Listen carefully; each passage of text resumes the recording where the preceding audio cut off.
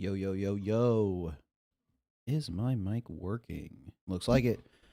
Who out there feeling joy and whimsy on this fine Wednesday?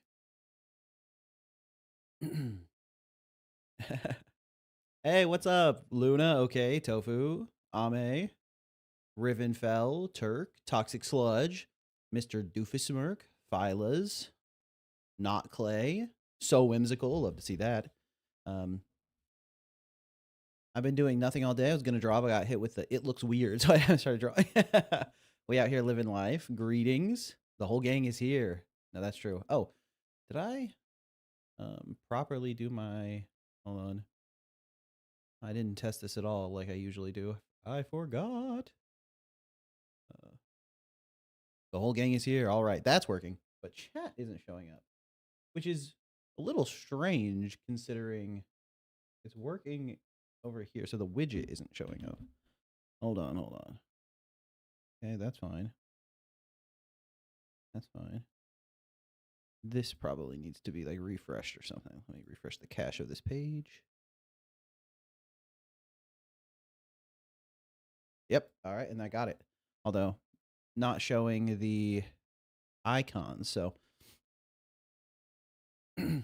not even my own server is safe from feedback. That's just draw something else. I know that feeling. When you're like, when your brain is locked in on the thing you're trying to get done, it's really hard to just like shift gears into something else. Got my portfolio website updated with my new tool yesterday. Today has been a lot of planning future stuff. Oh yeah, I think I saw you posting about that tool. It's like a behavior system or something for Unity. I didn't look into it too much, but I saw some of your updates. Oh wait, he said widget. Hey, Digit in the chat. What's up? What's up, Digit? This is the editor for the channel. One of the editors. I want to see my profile picture up there. Yeah, I wonder why it's not working. Oh, hey, actually, Rivenfell, because I guess because you asked nicely, that's wild. You're the only one that was working. Oh, hey, Earl's is on there too. Hey, good morning. What's up, Earl? Yeah, the easy behavior trees. Oh, okay, Productions. Thank you, okay, with the super chat. Can we get some +2s for okay? I will pop it up. Can't wait to draw Min kissing the stream. Nice. Oh yeah, happy Pride, by the way, everyone. Have I not streamed since Pride Month started? Oh right, yeah, because my last one was on the 30th, and then I skipped the 6th because of the playtest. So happy Pride, everybody. Yeah, editor senpai here. That's my homie right there. Known this guy since what was it? First grade? I think I was in first grade and you were in second grade. And you jumped off of a really tall thing on the playground, and I was like, that guy is so cool. We're going to be best friends forever. And I was spot on. I was correct. So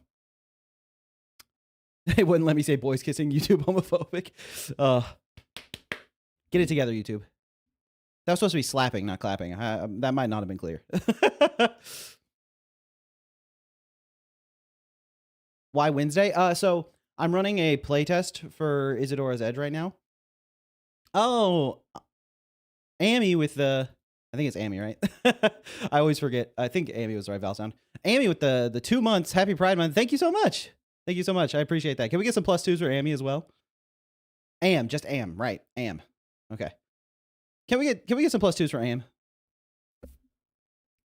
I went to look up something and missed the beginning. What's the stream about? So the stream starts with me like talking to chat, answering questions, just yapping for a little bit, and then I'm going to play test some games that were submitted on Discord and give them feedback. It's whimsy time. What's up, Bing J? Good to see you. Good to see you, Bing J.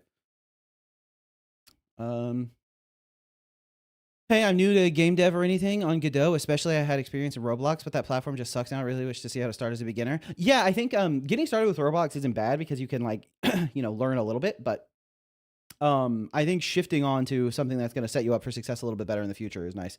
Roblox uses an offshoot of Lua, right? Like Luau. So you could jump into Love 2D. That's a Lua-based game engine. Or you could just like pull down Godot and get started with it. So,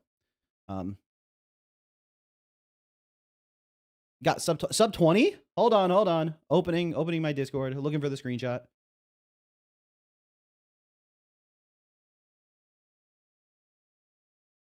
Isadora speed runs. OK's daily runs. 23 and then 1934. Wow, wow, wow. Nice job. Okay. Holy smokes. Yeah. So people have started speed running the playtest build. And so okay, got a sub 20 on it. That's sick. That's sick. That's really good, actually. That's I mean, that's not probably not using any of the speedrun tricks people have already discovered. It's wild how quickly during the playtest people discovered like hyper fast speedrun tricks. There's one like if you pogo cancel one of the special movement abilities, you can basically just like fly through the air. It's pretty sick. But yeah, sub 20 is awesome. Yeah, from 23 hours to less than 20 minutes. That's awesome. Nice, nice, nice. Yeah, based on your first run, I assumed you were gonna wait to speed. Also, I think you said you were gonna wait to speed run a later build, but I'm glad to see you were able to. Wow, you did a 34 minute, then a 23, then a 19. That's sick. That's like insane improvement. That's awesome. You have a lot of cool speedrun and platformer minded people on the playtest. Yeah. Is that whoa. Droplet got a sub 8 minutes?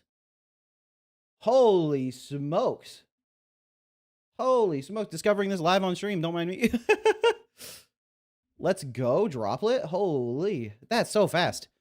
Even on my, when I was just like playtesting it locally, my fastest time was like 8 minutes 40. So beat me by almost a full minute. That's wild.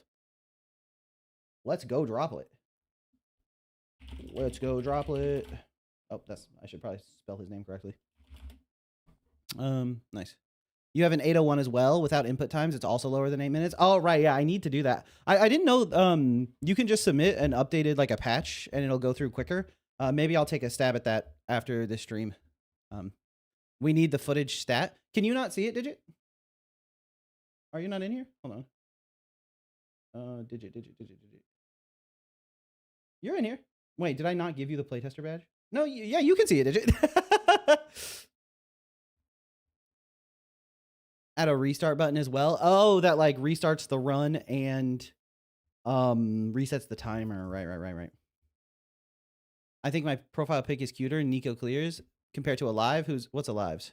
Hey, David. David, welcome in. Thank you, David. Dude, David submitted his playtest footage and it was unbelievably helpful. David put like the input mapping on the screen so I could see what buttons he was pressing. So anytime anything even slightly strange happened, I could like track it down like input by input. So that was incredibly helpful. So yeah, David, excellent playtester. But yeah, I think so far I'm really happy with how the playtest has been going. Insandio asked me the other night, she was like, if you had to rate it on a scale from 1 to 10, what would you give it? And I think I consider it like right now running at like a 9 out of 10 in terms of what I was like hoping for.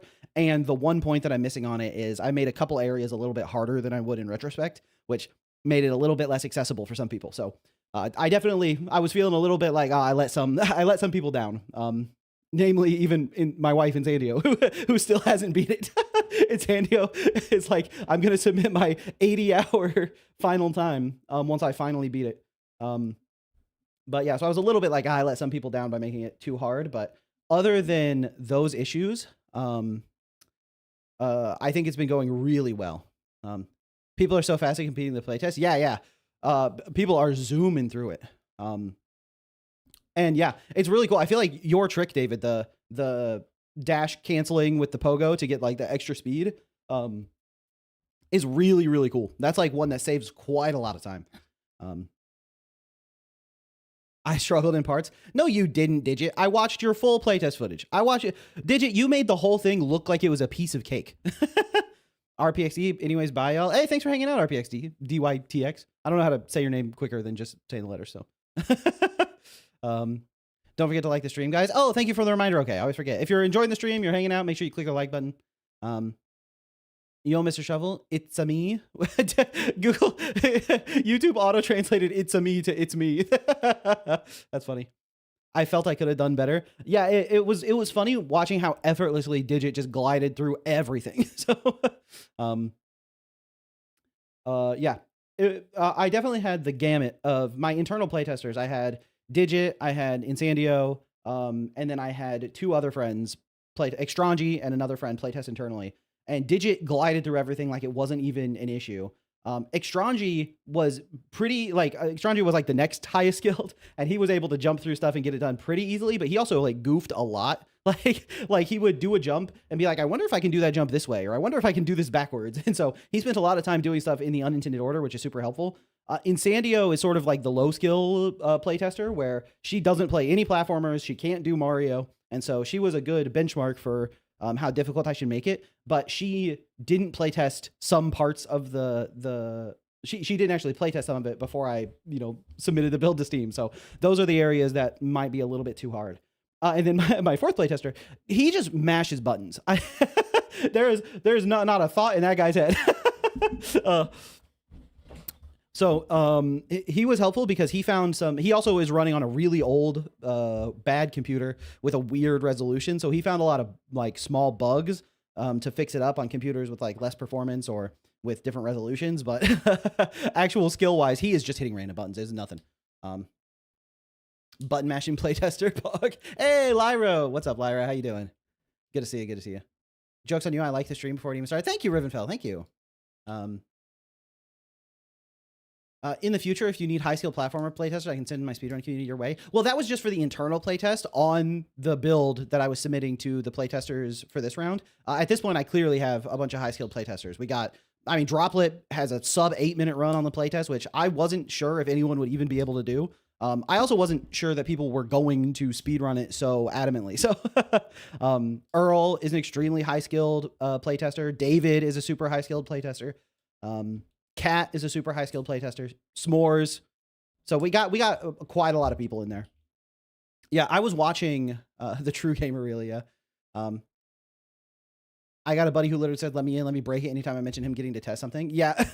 I mean, Earl also really is good at finding bugs. I think Earl spent the first maybe 15 minutes of his like first run in the playtest just like bashing his head into corners and wall jumping into the wall over and over again. just trying to see if he could find any sort of bugs. You have to pay to playtest. Yeah, right now the early access playtesting is a Patreon tier reward, but later builds like the demo, for instance, will be open to everyone to test out. But yeah, I have invited a couple of people as well as having my own internal playtesters. But yeah, I think most people in the playtest are high-level playtesters.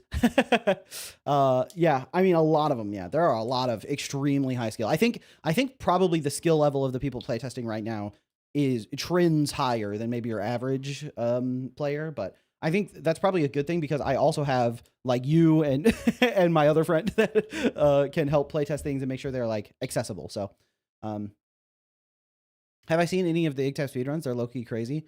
No, I haven't watched any. I should check one out. Check out the footage for it. I feel like the guy who rocks up late with spikes in my face from how much I died, and everyone wonders how I even managed to get that far. Yeah. It's tough. I definitely like, there are some spike sections that I would probably remove a couple spikes, and I definitely would add another checkpoint to like the final challenge.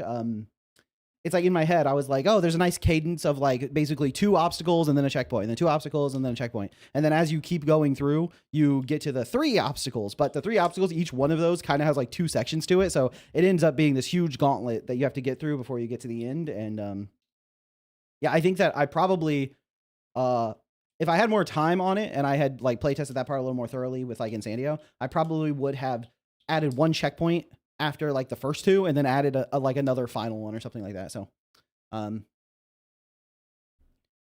you see that? Can I see? Oh, did you post it in Discord? Do you think Geometry Dash and Celeste experience will carry through to the game? Oh yeah, for sure. I think Droplet was like a Celeste, like 113%er or whatever the completion percent for that is. So yeah, I think Celeste skill helped a lot with it, with this game, or with this playtest at least. And this was a playtest entirely focused on movement, so it doesn't have any of the enemies, and also the platforming challenges are kind of like back to back to back to back, rather than how they would be more spread out and a little bit more built into how the world is designed, rather than like, because right now the current playtest build is not at all realistic for like backtracking in a Metroidvania. I don't know how you're gonna be able to go through this forward and backwards easily. Like it hurts the exploration a little bit for it to be so difficult to move around. But I posted it in stream chat, but it got filtered, so it's in Discord now. Got it. Um, I have 500 hours in modded Celeste. Nice. Yeah, you and Droplet have similar-ish movement compared to everyone else, and it makes sense you guys are both Celeste players as well from watching the playtests. Yeah, I've spent the last like 2 days just like watching playtest footage and taking notes for myself and figuring out what I want to tackle and looking into stuff from the playtests.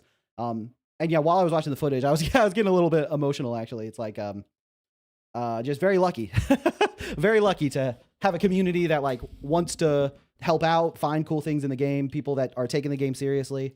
Yeah, it's really good to see. If I talk about it a little bit too much, I might cry on stream, which I really don't want to do. So, it's fine backwards. I did that as well as a dashless run. Yeah.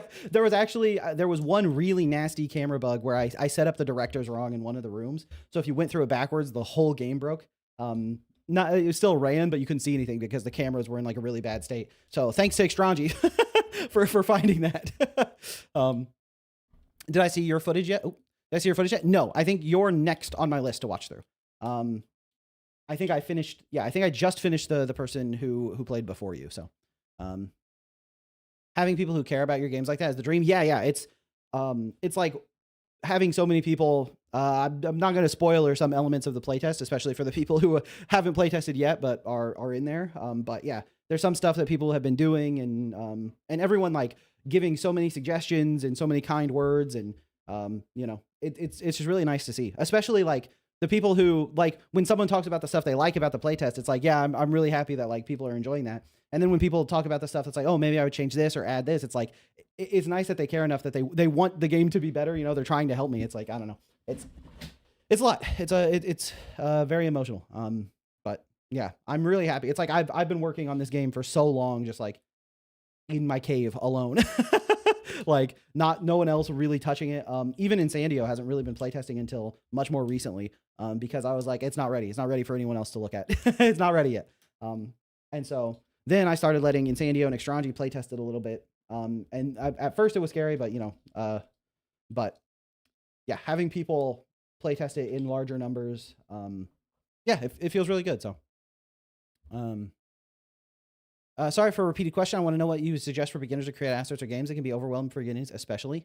So what I would recommend is if what you're trying to do is practice asset creation, then that's like one thing. But if you're just trying to get into game development and the asset creation is like holding you back, just grab some asset packs or something, download some stuff, and start playing around with those assets. Because a huge part of making your games look good is how you handle those assets. Like, how are they integrated? What kind of effects do you put on top, and how does everything blend together? What kind of post-processing are you using? What kind of camera effects are you using? How are you using tweens to make everything move? There's like a lot of stuff on top of just having good assets to make it look really nice. And so I think what I would recommend is, for getting started with game development in general, you can use like asset packs and stuff to get a sense for how you can, you know, pull the whole pipeline together.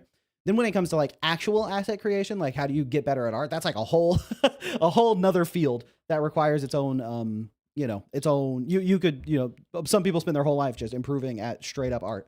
But yeah, there's a ton of great resources. I would in that situation just start watching tutorials. It's like when I wanted to get better at pixel art, I started watching, you know, Pixel Pete, what is it? Brandon James Greer, I think. Oh, and then there's, oh, why his name is escaping me. It's not Indie Tales.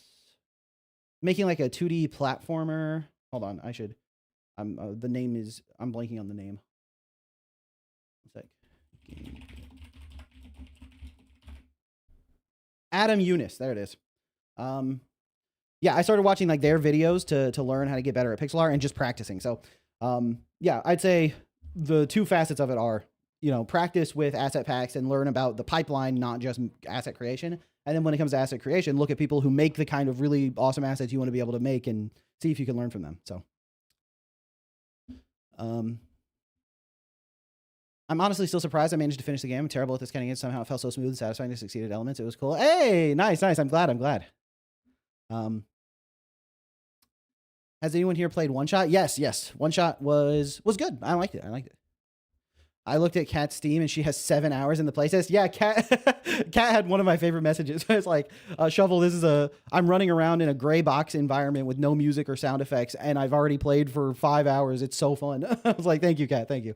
Oh, Atomic Operations sent a star for 2 jewels. Let's go. Great job so far. Thank you, David. Thank you.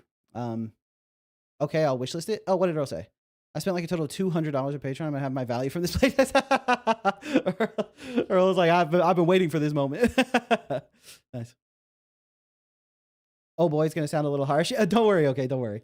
I'm fortunate that I learned art before game dev. It brings a lot of personal style. I don't think I could go without. Yeah. I think figuring out like how you want to approach the art for the game you're making is pretty huge. So Shovel has been refining the movement tech for ages. Digit has seen it all firsthand. Huh?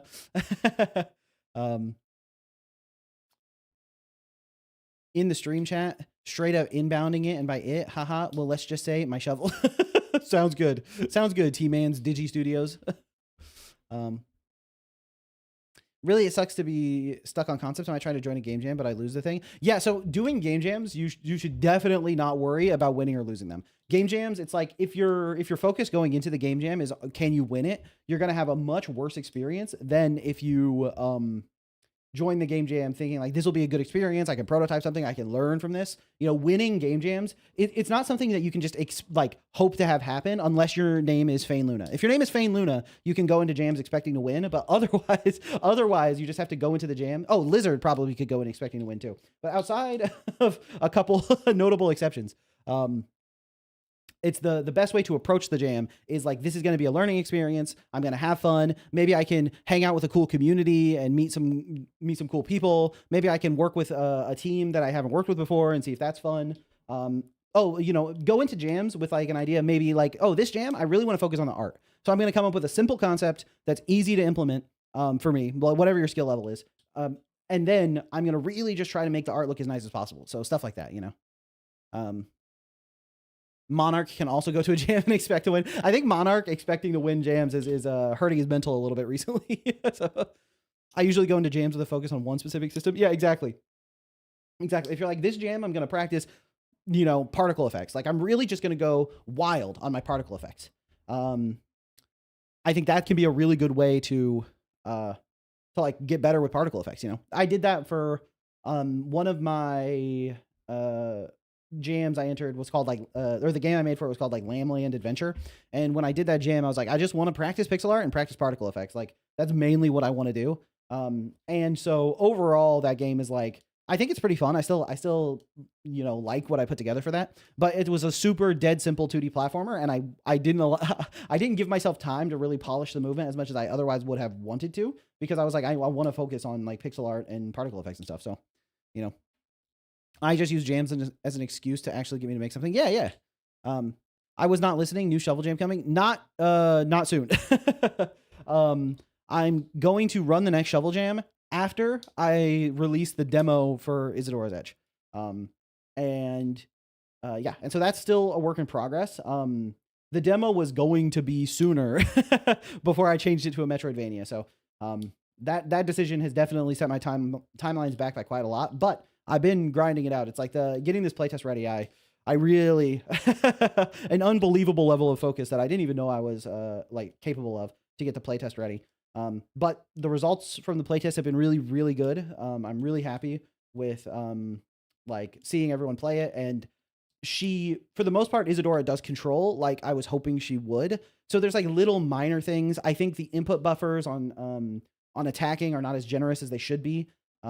Which makes them feel a little unresponsive at times. You can't cancel horizontal attacks into a pogo. So if you accidentally input a horizontal attack and then quickly try to input a pogo while you're going for a pogo, it doesn't come out. And probably it should. Little things like that. And then one huge mechanic that I need to really work on making it feel better. Because it's very cool, but people are struggling with it a little bit. And I do think that mechanic just has a really steep learning curve, but there's some stuff I can do to make it better. But anyway, I think all that stuff being said, the movement is in a good place. And so I'm going to tackle all the stuff that has come out of this playtest, fix everything that I think needs fixed, and change the things I need to change. And then I'm going to start working on the combat playtest. So What's my favorite game? Oof. Probably Breath of the Wild, but Hollow Knight is close. Um, Definitely Breath of the Wild, Majora's Mask, Hollow Knight, and Silksong are all like top 10 for sure. Also, Undertale would be top 10. The Last of Us 2 would be top 10. Yeah, some really good ones. Would I put League of Legends up there? Maybe. I don't play it anymore, but did I watch the Nintendo Direct? Dude, I'm so hyped for the Ocarina of Time remake because I've been wanting to watch Insandio play Ocarina of Time for so long because she literally knows nothing about it. Insandio has never played it. She's never seen it. She does not know Ocarina of Time. And I was like, this game is like so good. It's like iconic from my childhood. She's like, yeah, it's kind of ugly though. It's kind of ugly. I was like, I mean, you're not wrong. It's an old game. It's an old game. But so hopefully the remake means Insandio will finally play it. I can watch her.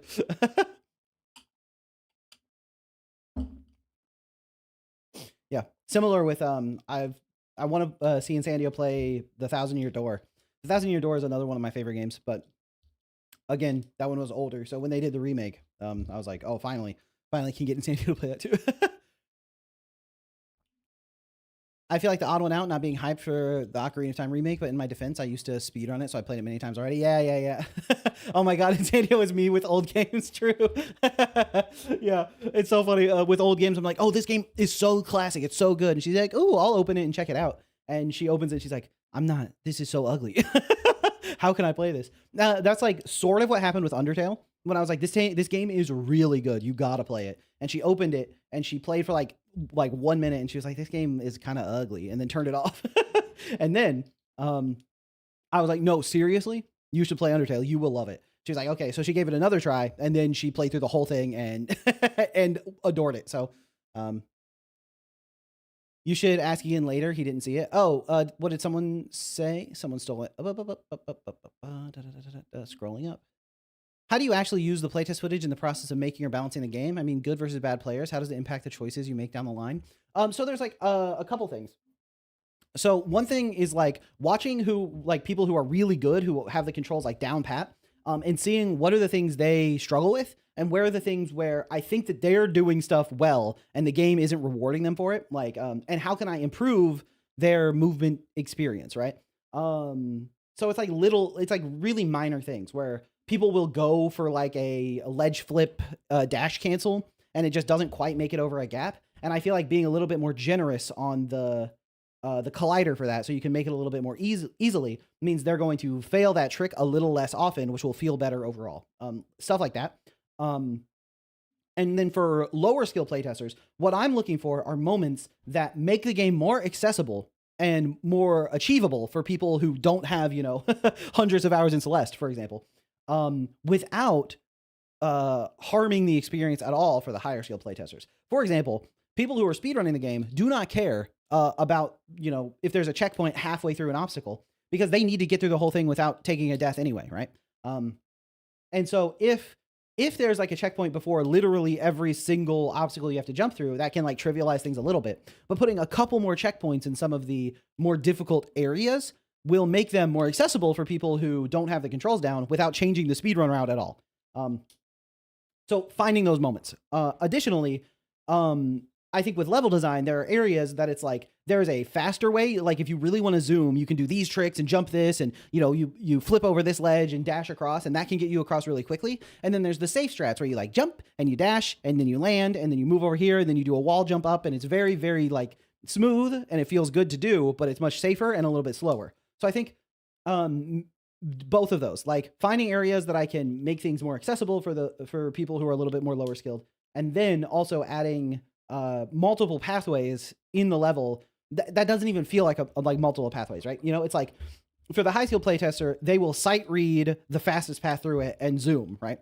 I think a great example is in one of the early rooms.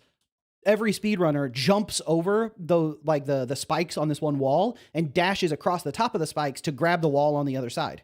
But you can also just walk down and go across and wall jump up it. That's a little bit slower. The jump to get over the spikes and the dash is a little bit precise. It's not like that punishing, but you have to land it. But for someone who doesn't have the controls as down, they can take the nice easy path and it feels just as rewarding. And then the speedrunners get to zoom. And so I think those are like two of the big things I'm looking for. And then additionally in the playtest footage, seeing which moments people were able to get through something. If people were able to get through something easily and still feel satisfied with it, I think that's a huge win. But if people struggled to get through something and then still didn't feel satisfied after landing it, that's like a really bad sign, right? If an area is really difficult to get through and then they get through it and then they weren't happy they got through it, it's like, oh, okay, so you overcame a difficult challenge and it wasn't rewarding. That's a bad sign. But overcoming a challenge that wasn't so difficult and still was really rewarding, that's a good sign, because that's like the holy grail, right? So, do you use GDScript or an extension for another language? I use GDScript.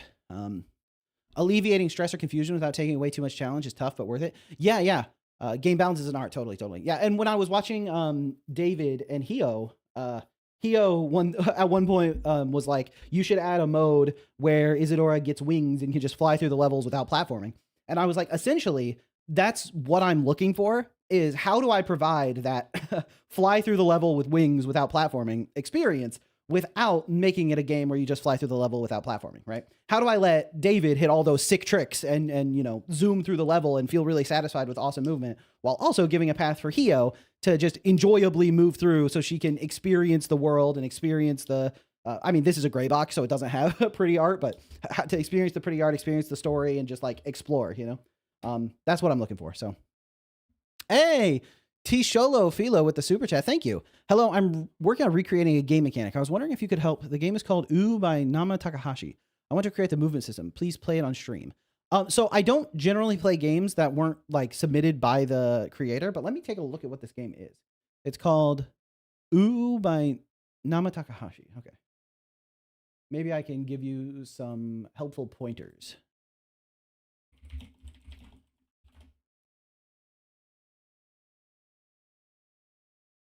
Hey, and also, yeah, +2s for T-Sholo. Thank you.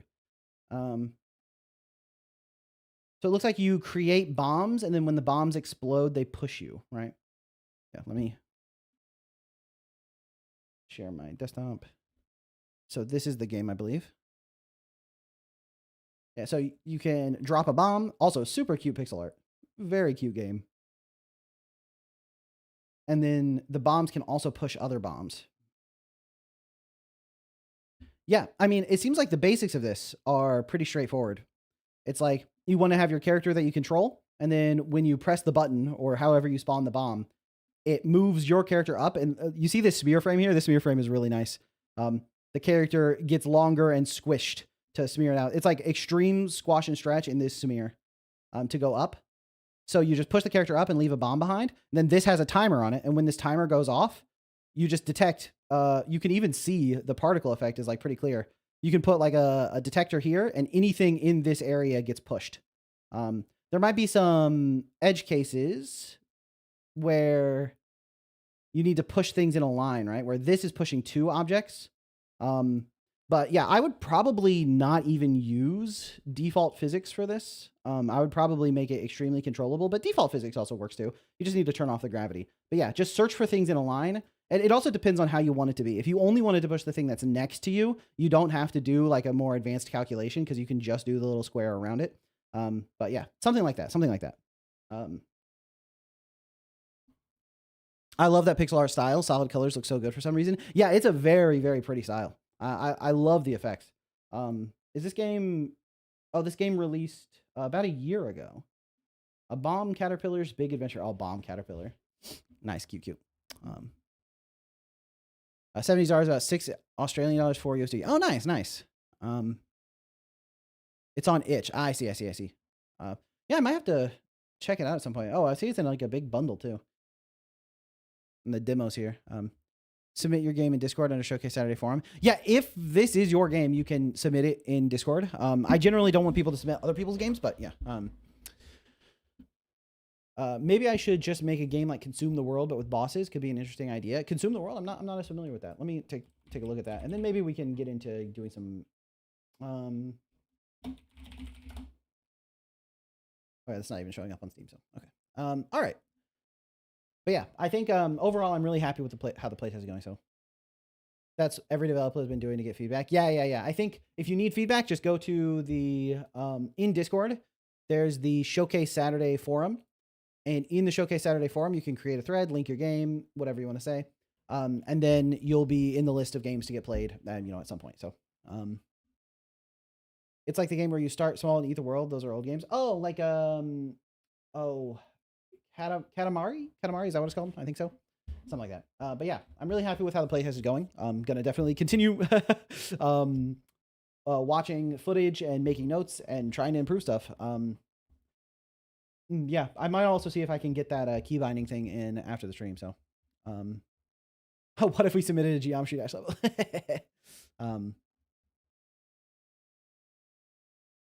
But cool. Let me start to pull up the first game.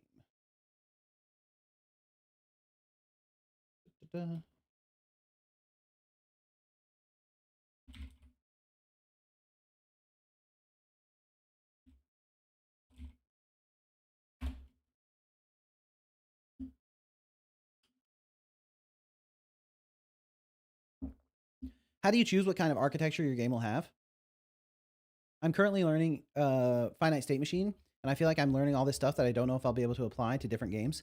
Yeah, so you don't need to worry about that too much. For one, finite state machines are extremely useful, so so you can apply that all over the place. It's just a really good pattern to learn. And second, the more patterns you learn, the better you will be at knowing when to, use each of those patterns, like at what moment. So knowing when to bust out the finite state machine in the future will help you tremendously. And I think in general, just like learning more will give you a better understanding of how to set up that architecture, stuff like that. So,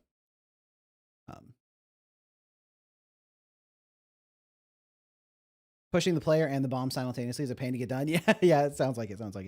Do you have any fond memories of old Flash games? Yeah, I used to play old Flash games quite a bit. I don't remember off the dome, so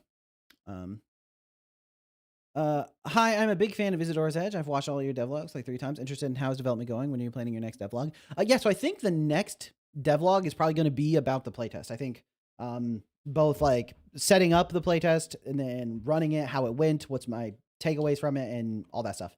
So I think that's probably what my next devlog is going to be, because I did a lot of stuff that I don't think necessarily fits that well. At some point, I just have to produce content for the game, and fill it up with stuff and do level design, and some of that stuff doesn't fit into a video as easily. So, Super Smash Flash Balloon Fighter. Yo, what up? I want to tell you your short videos have really inspired and encouraged me to keep up working on my projects. Sure, it takes time. It sure takes patience. Yeah, it does take a lot of a lot of effort, and a lot of determination, a lot of focus, to just keep going. So yeah, I'm right there with you. Shelva, did you know Deltarune tomorrow? FR. I saw in the Nintendo Direct there was some kind of Deltarune announcement, but I skipped it. So. But yeah, once Deltarune releases in full, I'm gonna play it. So I think the 25th. Oh, okay, I see. I should give myself a break before taking some projects or even art. Yeah, also making sure you don't burn yourself out is good. It's pretty easy to do. So, all right, and hi, I'm new here. How to request a playtest. So if you go to the Discord, which you should be able to find linked in the description, then there is a channel in that Discord called Showcase Saturday, and so you can post your game link there. I've seen the news about the playtest. I'd love to participate, but I don't really know how to sign up for Patreon and how much does it cost. So the playtester tier is the $10 tier. But once you've signed up for it, I will give you a playtest Steam key, and you'll be able to play any future playtest as well. So it's not like if you pay $10 a month, you can playtest. It's the one payment, but it is. But the bit is always saying Deltarune tomorrow whenever there's news. The tradition also blended into Silksong fandom. True. All right, guys, don't forget to leave a like, subscribe, and hit the bell. True. Okay. Where's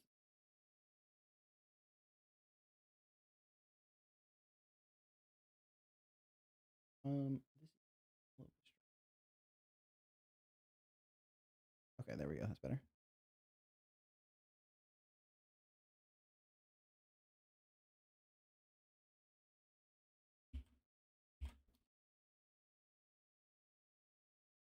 Not even gonna put my Roblox game to playtest.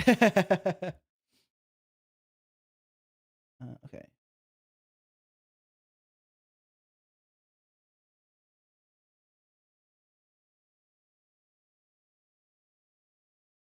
It's a paid Patreon tier called Epic Gamer that'll get you included in all the future playtests for Isadora. Yes, yes.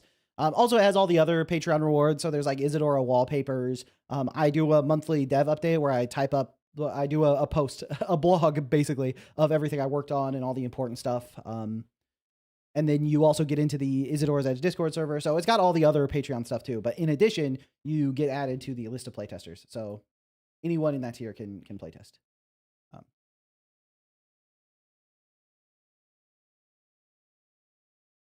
Isadora's Edge yesterday. True. Have I tried Sandbox yet? I have not. I have not. I honestly don't even recognize it. So. Isadora's Edge sequel with Isadora's sidekick guy as the main character. I would like to get the Isadora's Edge. It's not a prequel, the Isadora's Edge Quill. Just the first one. I can't wait for the new devlog where all the playtesters appear at the end and say, "We are Isadora's Edge." True. During the there's like a section in the playtest that is infamously difficult. And it's in an area called Cargo Bay. And when Bubba got there during his playtest, he died a bunch of times in a row and was like, "I'm on the Isadora's edge of jumping off a building." Oh, Bubba. Bubba is funny. Can Chim be a main character? I think Chim, he's not the player character, but I do think Chim is a main character. So we are as cool as Isadora. True. Why the name is Isadora's Edge? So the name is Isadora's Edge because of, you know, Smash Brothers. Marth has a mechanic that's called like his tipper, where it's like Marth deals extra damage on the very tip of his sword. For the jam that I made Isadora's Edge for, the theme was on the edge, and that inspired and that reminded me of Marth's tipper. So the original jam version, Isadora only dealt damage on the very tip of her blade. So I was like, you only deal damage on the very edge. That mechanic was bad. That mechanic, for one, you couldn't notice it. It just made it felt like the hitbox didn't work sometimes. So that has been removed. But the name stayed. So that's where it comes from. I want to try the playtest. I don't know if I should spend the $10 to do so. Yeah, if you're not in a financial position to afford the $10 Patreon tier, that's totally fine. I understand that. And eventually the full demo will be just open to anyone who wants to play it. So if you did extra damage on the edge, it could be sick. Yeah, I mean, I could potentially test with giving her like the tipper back, where it's like if you hit just on the very edge. But I do think with the new attack animations, that might not be super readable. But we'll see. The playtest lasts for a week, I think. Yeah. The playtest right now is scheduled to end on the 15th. So if you want to playtest, now is the time. Yeah, Isadora's Edge without the edge. Just Isadora's. Yeah, when I do the combat playtest, I probably won't have the tipper mechanic in there, but it could be interesting to see. If people tend to try to hit on the very tip of the blade anyway, then it probably isn't super rewarding, but we'll see. Are we allowed to ask how far away a given game is on the list? Unfortunately, I just don't have the answer because I plan games for a stream, and I try to vary up the order so that people who submitted a long time ago can get near the front of the list, and then it's not like the same genre a bunch of times in a row.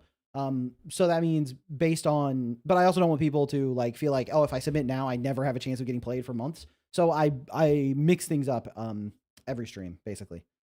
So I can't give you the extremely straightforward answer. Okay, extract this.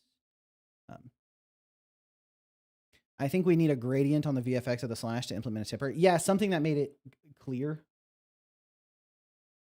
Oh, okay, hold on. Well, creating a new folder.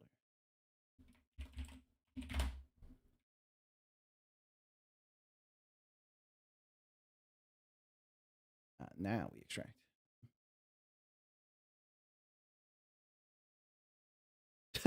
Bing J. I forgot how much it was for the playtest. I just thought this would be funny. All right, Bing J. Making a note to myself to send Bing J a Steam key after the stream. Hold on. Hold on. Give Bing J a Steam key. All right. All right. If I had money, believe me, I'd be sending it right now. Also, can we get some +2s for Bing J?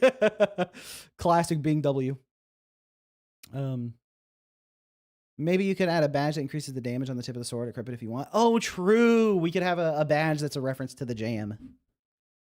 You could say this really was an Isadora's Edge. That's what I was thinking. Yeah. Nice. Okay. I think, is this finally extracted? All right. I think I actually might get this here. Oh, that'd be awesome. That'd be awesome. The more playtest footage I have, I think the better. I have a lot of ideas. So, oh, RKI. I know RKI had exams. Oh, RKI +2. Got my last written exam tomorrow. Wish me luck. Hey, good luck, RKI. The last written exam tomorrow.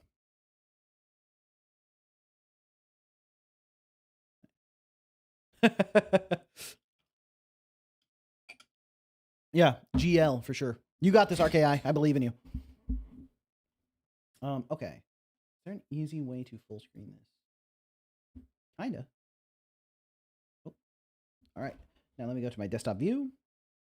Desktop audio on. This game is called Phase. Sit tight. The game is loading. The game can trains flashing lights and screen shake. If you're sensitive to those, please leave. Also, this game is currently unfinished. You might encounter some bugs. Right, okay. Cool. Click to start the minigame. Oh. Dodge cars. Easy. Okay, it looks like I can actually start the game. I don't need the minigame. Also, isn't there a company that has like a patent on having mini games on the loading screen? You might actually be like violating some kind of law with this right here. Although they might have a very specific patent. I haven't looked into it in a long time. Bandai? Right.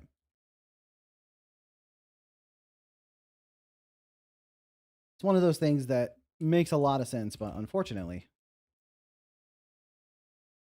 greed is powerful. I mean, I'm kind of gaming right now.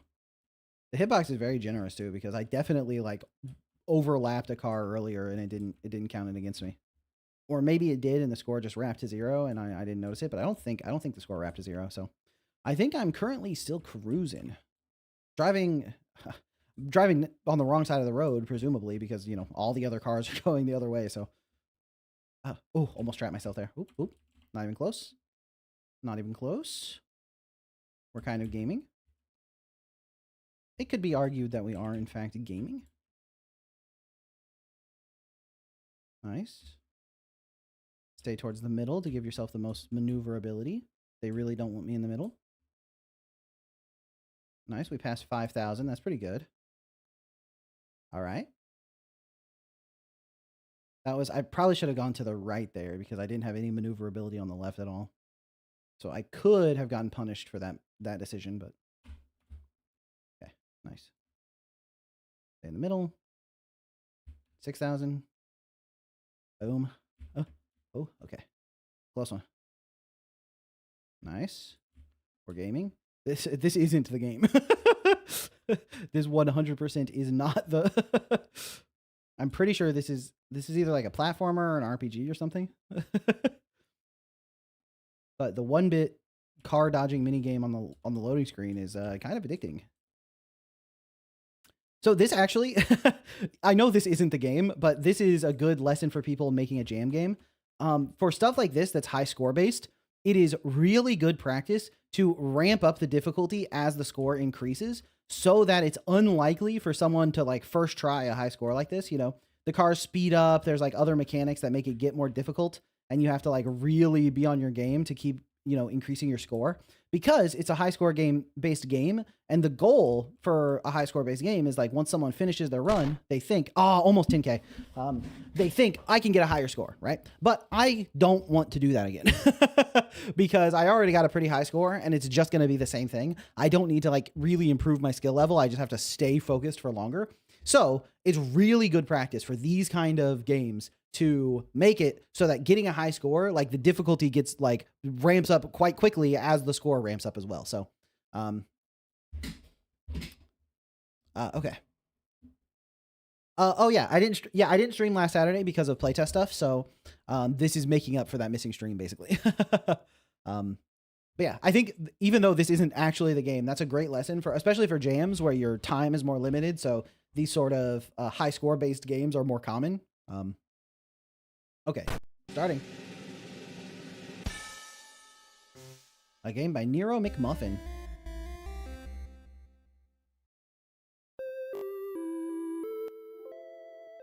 Turn it down a little bit. All right. In fact, I might turn it down even a little bit more. Oh. Okay. Left is left, right is right. Oh, use your mouse here? That's funny. Okay. Okay, that's pretty good for my ears. Now let me get it to a good volume for y'all. All right. Okay. And then go back. Then now not mouse here. Yeah, the fact that the menu changes from mouse-based input to keyboard-based input when you click the options menu is, I understand why, because you don't want to deal with like all the focusing stuff. Oh, but definitely something worth cleaning up so that you can use both in both. Oh no, I'm hurt broken. Oh my gosh, this pixel art is so cute. Oh.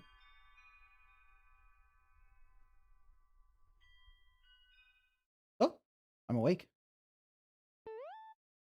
Left and right to move and Z to jump. Look how cute I am. Oh my gosh. It's like Sonic if his head was backwards. Do you have to be a Patreon member to get play tested in these streams? Oh, no. You can submit your game to the Showcase Saturday forum in Discord. Oh my gosh, it's so cute. I love the outlineless art style. I guess that's a checkpoint. I see those spikes. Not today. Jump and press down to ground slam. Oh, nice. Wait, can I wall jump? Nice. Did my legs turn into like a little drill? That's so cute. Hold on, let me make sure y'all can see this animation. Oh my gosh. And great, I love the little like ghost trail as I slide down, and it's different colors, which is nice. The little drill on my feet, the sound effect, that's really well implemented. Can I? Right. Oh, if I drill into this, I can use it. And then if I press C, I can, or if I hold C, I can, oh my gosh, I became a ghost. Hater said I would never be a ghost. Look at me now. Nice. Now I'm this thing. I can turn it, I can shoot. Oh, I can shoot myself. Ah, got it. So I want to go like up here. Nice. Oh. Not quite the right angle. Whoa, my jump sort of got stuffed there. I wonder why. Okay.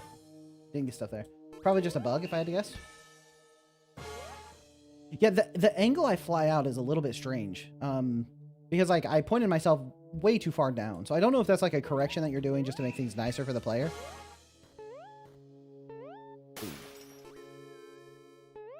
Yeah, what if I go a little bit up? Yeah, the angle I come out of that's a little unintuitive, but I think it's a little bit player favored, unintuitive, so probably fine. Ah, I see what I need to do.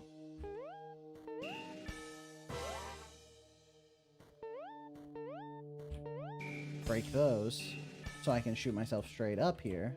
Woo. Nice, we're gaming. the flashing hurts. Oh, yeah, on every single ground slam. Hey, it's Celeste. Well, look what the cat dragged in. That's what crows sound like. Another person down in this gloomy place.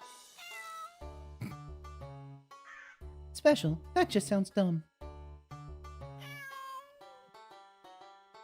Hey, don't you get sassy with me. Whatever, we'll see how special he is if he even makes it out of here. Little argument between a cat and a bird. Oh, the music kicks in. Very Celeste vibes from this music. Oh, very Celeste vibes from this mechanic as well.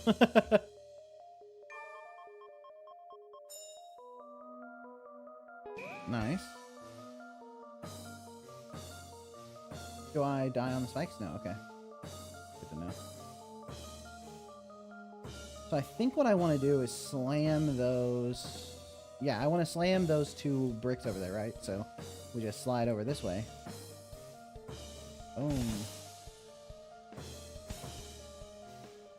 Is it just me or does the game have sound offset? A little bit, yeah. I'm bringing my brick with me. Seems like maybe I was supposed to. Okay, I can't go anywhere with my brick, sadly. Wait. Whee! Nice, okay. Can I... Oh, dude, the little animation when he covers his face when you crouch. That's so cute. That's so cute. Can you go inside walls when you're a ghost? Let's find out. Oh, oops, wrong button. Let's find out next time I can become a ghost. Okay, some breaking play. Oh. Does that spit you out? All I did... Okay, if you hold for even a second too long there, you fall. Okay, so let's ghost here. No, you're still blocked by the walls. Okay. Whoa. Uh-oh. Okay, well. Respawn a little strange, but that's fine. Probably just the checkpoint on that is placed too low, if I had to guess. Oh, I'm not even allowed to touch the... Okay, no, it's just not consistent, I see. Oh, come on.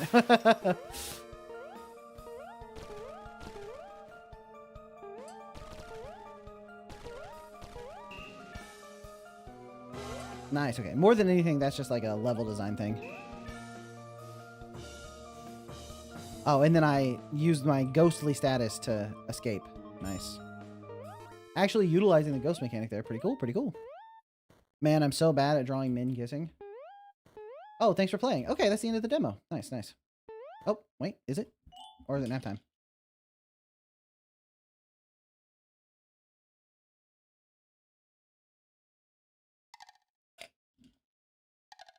The end, I ran out of time.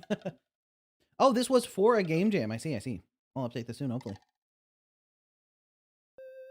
My best time was 4 minutes and 30 seconds. Let's go. The walls kind of look like shut off dream blocks. Okay, so I need to mute. Let's think critically about this game and see if we can provide any helpful feedback. So I think this intro here is really powerful. I think it's good. Like the breaking heart and the sound design on the whole game is like really, it's good. It can be a little bit overwhelming at some points, but I think dialing it back a little bit to get it to the proper level is easier than trying to build it up in the first place. So I think you have a lot of good sound design in here. And it's mostly just like tuning it in, like tuning it down in the places where it might be a little bit overbearing. But overall, I do like the sound design. And I think it is like there's a slight offset. Like when I jump, the sound starts a little bit late. That could be the assets have like a little bit of a build up to them. Or what's more likely to me is the sound might be a little bit delayed because of the virtual machine.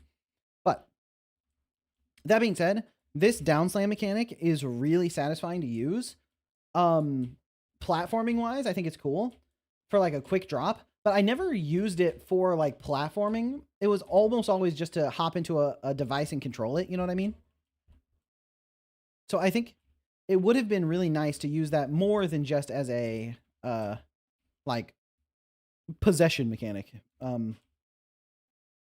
Making sure you squeeze every last bit of juice out of all of your different mechanics, so it feels like they're all explored really thoroughly, is a good thing to do. On the positive side, I think it's pretty clear that the art is really nice, especially for a jam. Yeah, the angle on that is a little bit tricky, but yeah, the art is really nice. I love the tiles. I love the main character. The effects you have in here are really nice. Oh, is there like a speedrun skip if I go here? Oh no, I can't phase through that. So, but then there's a little bit of level design stuff you might want to.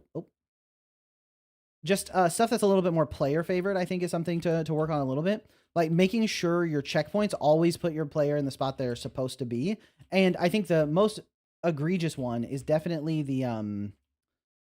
the one room where when you enter the room, if you're holding to the left, you instantly fall. That's just a case where you should scoot the whole room over a little bit and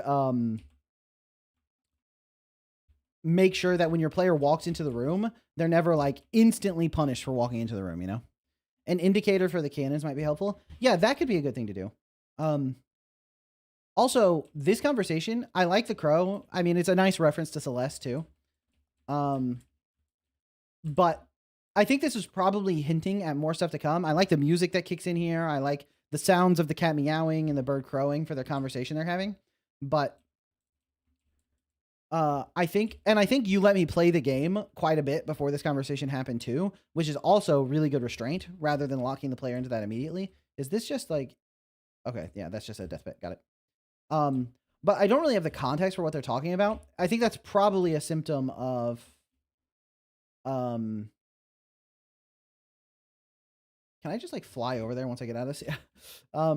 That's probably a symptom of time more than anything. It feels like you did have some ideas where you wanted that to go. Yeah, I think this possession mechanic is quite cool. And using this block as like a sliding puzzle, it's basically like becomes an ice puzzle. Because you're able to possess this block that kind of moves like an ice puzzle. So I think that's cool.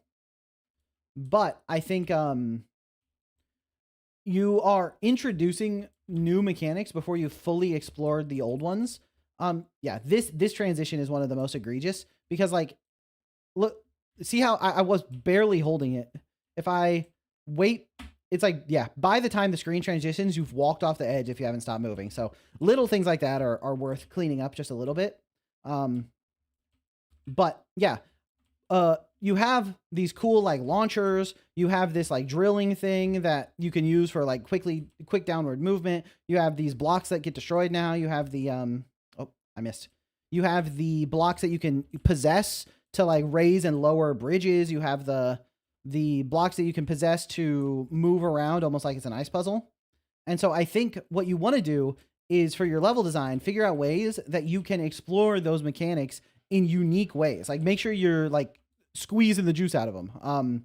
Now you don't have to make them overstay their welcome. And I think there's like a pattern to it that's like you have each of your mechanics. Like you have these platforms here. That's one mechanic. You have your little your launcher thing. That's another mechanic.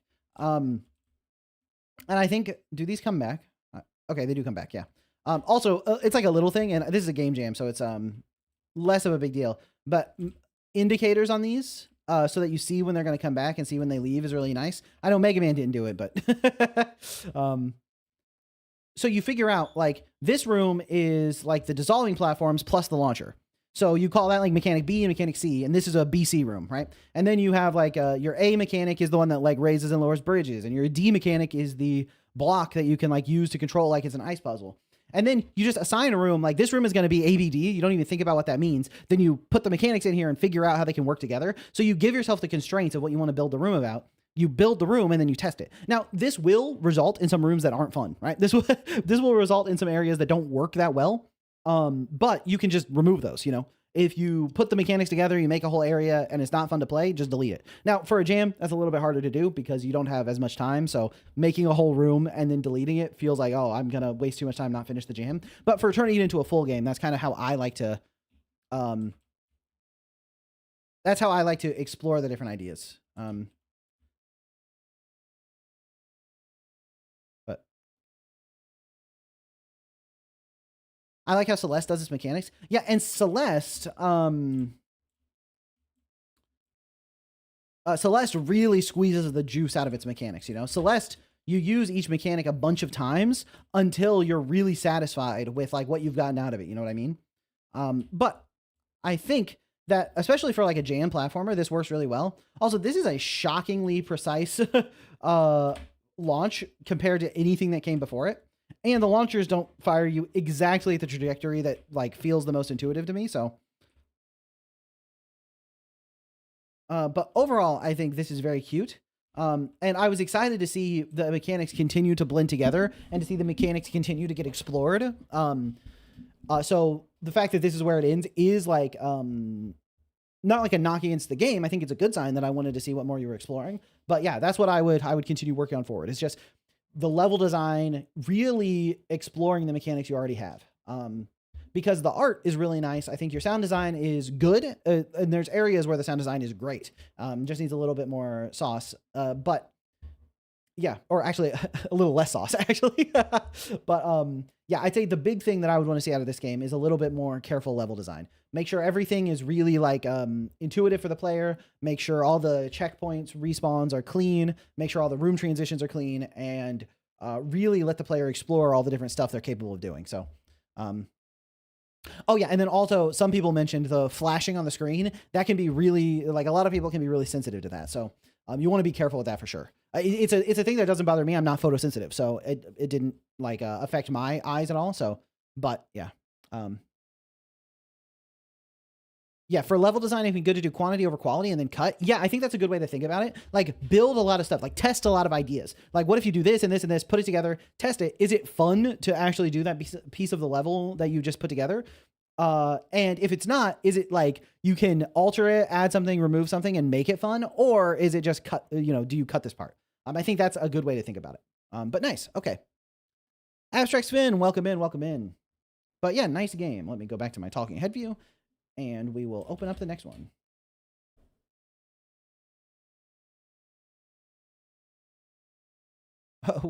Metronome, why is this today?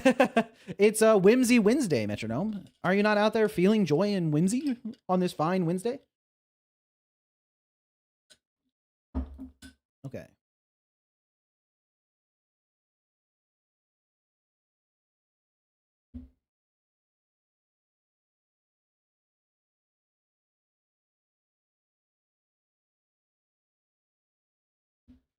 There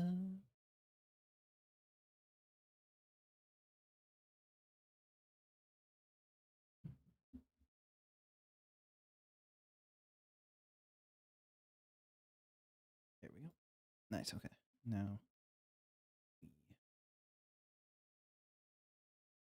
Okay. Oh, Bubba! Exporting our next jam game soon. What up, gangsters? Hey, Bubba, welcome in, welcome in. I was watching something random. This just happened to be in recommended. Nice, nice. Yeah, YouTube algorithm knows you.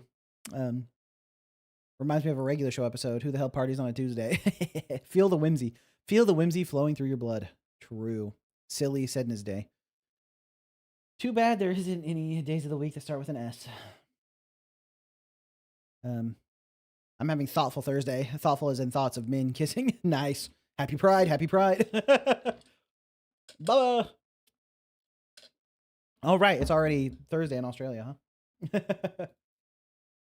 huh? Dude, there's this, at Costco, there's this like big pack of, I don't even know what it is. Actually, let me find out what it is. It's called Aussie Bites. Like AUSSIE, Aussie Bites at Costco.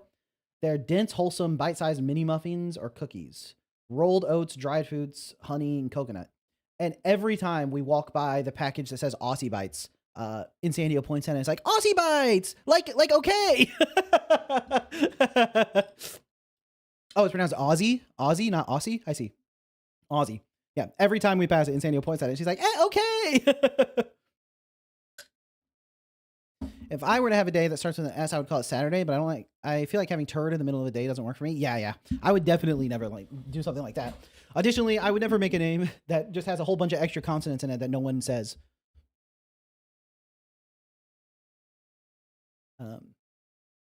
Anyone know of any good game jams within the next couple of weeks? Isn't Juniper Devs? Am I wrong? I thought Juniper Devs was like this month, like in 2 weeks. Hold on. Juniper Jam. Juniper Jam, 2 stages of live original music. Oh, that's not what I'm looking for. Oh, here we go. Juniper Dev Game Jam. I should have typed that. Yeah, Juniper's jam starts in 8 days. Yeah, so if you're looking for a jam to do, that one seems seems like a good fit to me. So they're all relatively close. Juniper's, Bracky's, and Bracky's is also okay. When is Bracky's?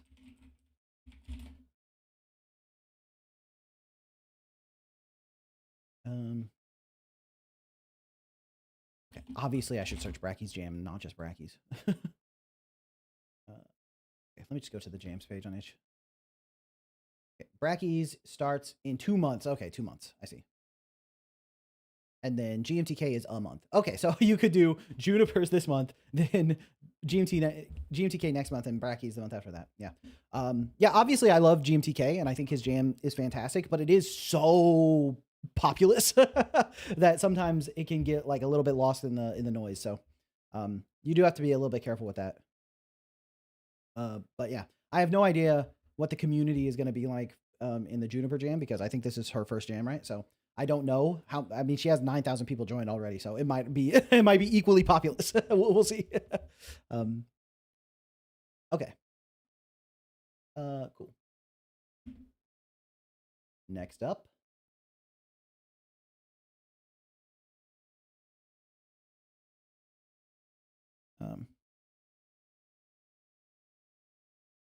All right. Next up is called Pollyanna. Also, look how exciting this is.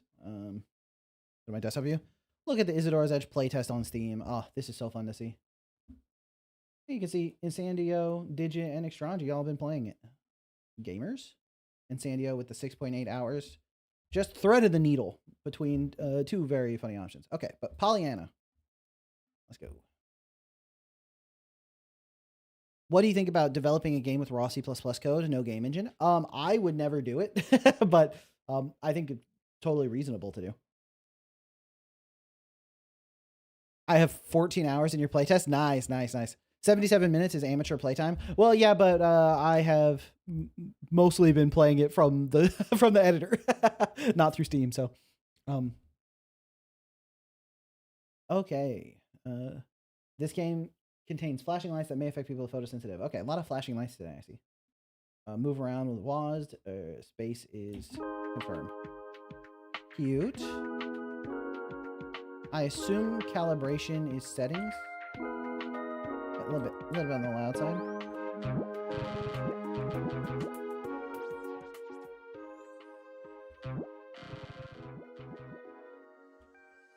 Turn it down to a comfortable level for my ears. Full screen it. Actually, let's turn full screen back off so I can adjust this for y'all. About right here, maybe. And then back to full screen. Okay. I guess I'm invisible. Oh, what'd you say, Rivenfell? Hey, Cloudy Focus. Just got here. Hello, everyone. Welcome in, Cloudy Focus. Good to see you. Good to see you. Anyone else agree that Geometry Dash is not safe for epileptics? I think there are a lot of Geometry Dash levels that flash a lot, right? So Monarch type menu. True. Monarch coded. Okay, back. And then I think initialize protocols probably start the game.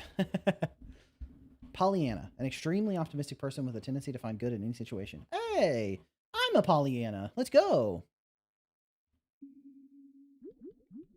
Wake up, Link. You are now free to move around. Oh, I'm a Pixel. What's up, gamers? Hey. Lots of people making art about me, or so I've heard. Weehaw. Oh, we're getting that snake movement. Wiggly.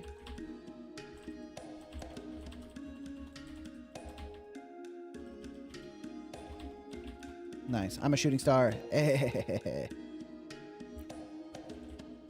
Oh, more pixels? Feel your form. My form is pixel. It is the only one you will ever have. True. Probably. Oh. It is exciting. It is new. It is untested. Well, you should, I mean, you should test this out. But I guess that's what playtesting is for, huh? Soon to be tested. Something beats within you. Is it a heart? That's my best guess. That too is yours to keep. I would definitely prefer to keep my heart. Everything will feel strange. That is as it should be.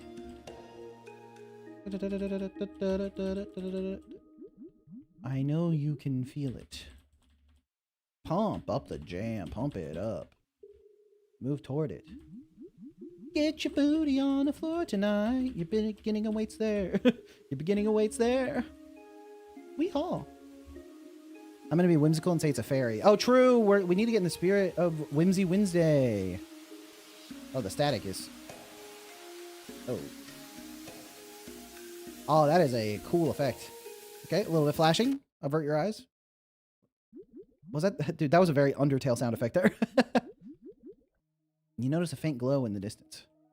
I would consider that glow a little bit more than faint. Pollyanna.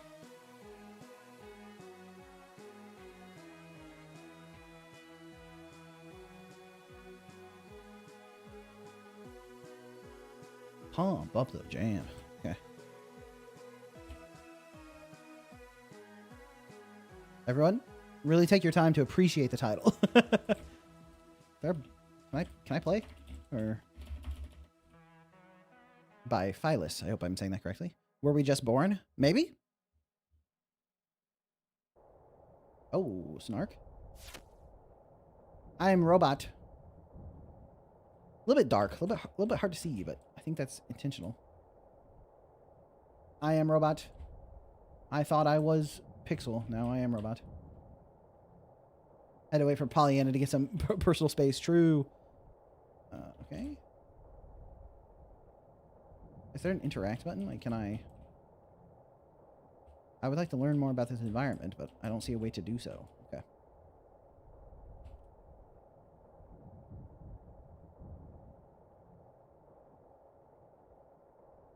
Okay. I'm outside. Oh. There's a little skull on the ground. Nice rain effect. A little bit hard to see the rain effect, but I like the sound. Sound design, pretty nice.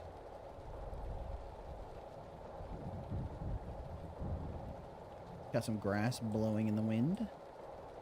I'm looking for secrets. All right, no hidden powers down there. Was not expecting this kind of game. Yeah, it definitely like psyched me out a little bit with the intro. Motion detected. Activate quarantine zone. Aw, dip. I'm quarantined, bro. All over again. Hey, there's a little plus sign. Can I get there? Nope. All right, I have to disable the quarantine first. The desk. Oh, wait. Can I actually interact with stuff? Buttons are worn out from use. What the heck? I smashed so many keys. I must have not hit the spacebar when I was smashing keys. Is there really someone else out there after all these years? Scan complete. Protocol rebirth initiated. Welcome to Earth 3. I'm Dash Inc.'s core operations and routing assistant. You can call me Cora. Everyone just calls me Cora. I knew it. It's been so long since I've talked to anyone. Right, your mission. I'm here to serve as a guide and to assist you however I can. In order to proceed, you'll need to get some basics down. Please head to the cognitive trial rooms ahead. Cognitive trial rooms, let's go. You can hear Cora move around the tunnels beneath you. The sound is getting more and more distant. It's gone. I don't trust you even for 1 second, Cora. I've played enough Portal to know what's going on here. I've played Portal and also Portal 2. I know what's up. Oop. Go outside. Freedom! Yeah, bump off, Cora. I'm my own robot.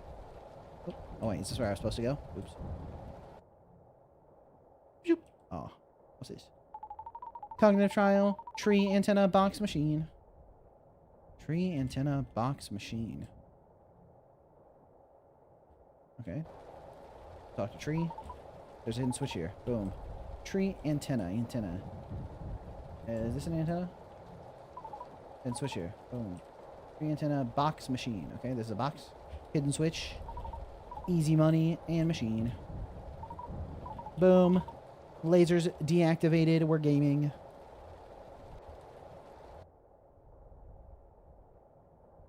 All right. Evaluating performance. Basic cognitive trial passed. Time to explain your most important feature. Your light level. It represents your life energy. Do not let it reach 0% or you will shut down. You can recharge it in any rekindle station. You can't find one and your light level is lower than 50%. You can stand still for a passive energy recharge. Please don't run out. That's it for now. Head to the next room in order to learn more about your model. Oh wait. Left again. What's this? Faint hum coming from inside the computer. Alright, alright, alright. Oh.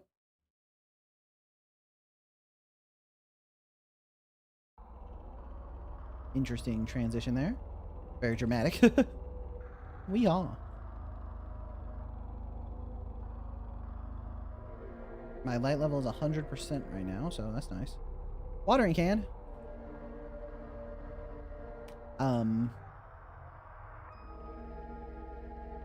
Did I miss something? Oh, what? The room changed? What the heck? What? Just what the heck is going on over here? The room changed underneath me. Oh, there's a bunny. Watering can and a bunny. Okay. I feel like there's some kind of important theming going on from the can and the bunny.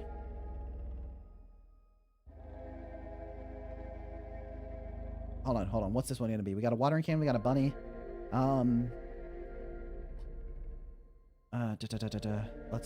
Let's think. I'm thinking a mirror. Oh, is there only two? I mean, as far... It's not a mirror, but it's what I was thinking, right? Huh? I was expecting to see myself in a mirror. Instead, it was just a floating version of me. But, you know, come on.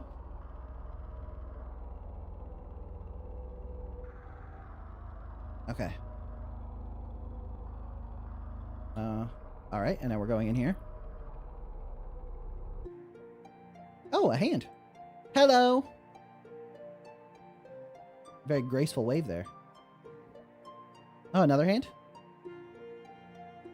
Sick moves. it's like I did this hand motion in pixel art as practice, and damn it, I'm gonna use it. You know how hard it was for me to get this right? It's going in the game. I don't care where. Oh, dude, this grass texture is gorgeous, especially the colors. Love the texture on this tile set. Little critters are waving at you. Yeah, the little critters are waving at me, and also something else is waving at me. I think the little bunny. What's up, little guys? They're speaking in a language you don't understand. Sounds like if Sparkles could talk.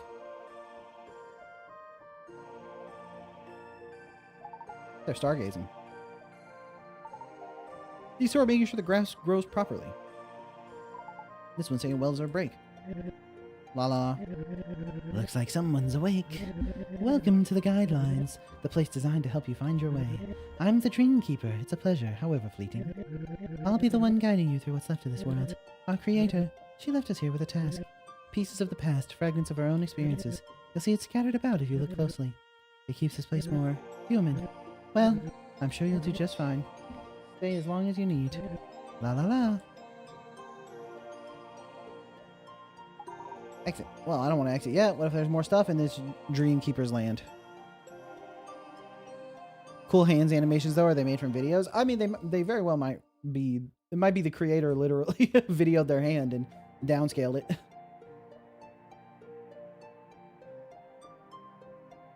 I felt like there was a path up here I didn't take.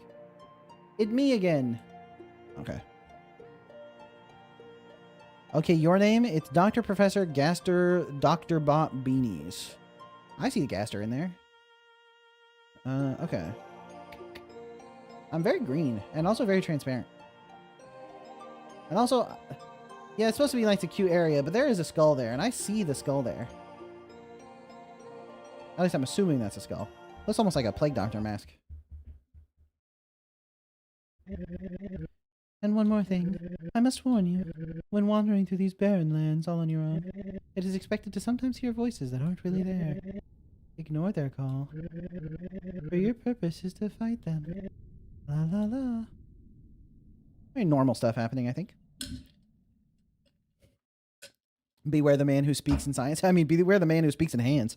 I'm not scared at all. I'm extremely not scared. Old keypad with numbers. Dash, ink, nice. A layer of dust coats the surface. Haven't seen use in years. The person who made this game said one shot was one of their main inspirations. Oh yeah, this game is extremely one shot coded. The inspiration is seeping through dramatically.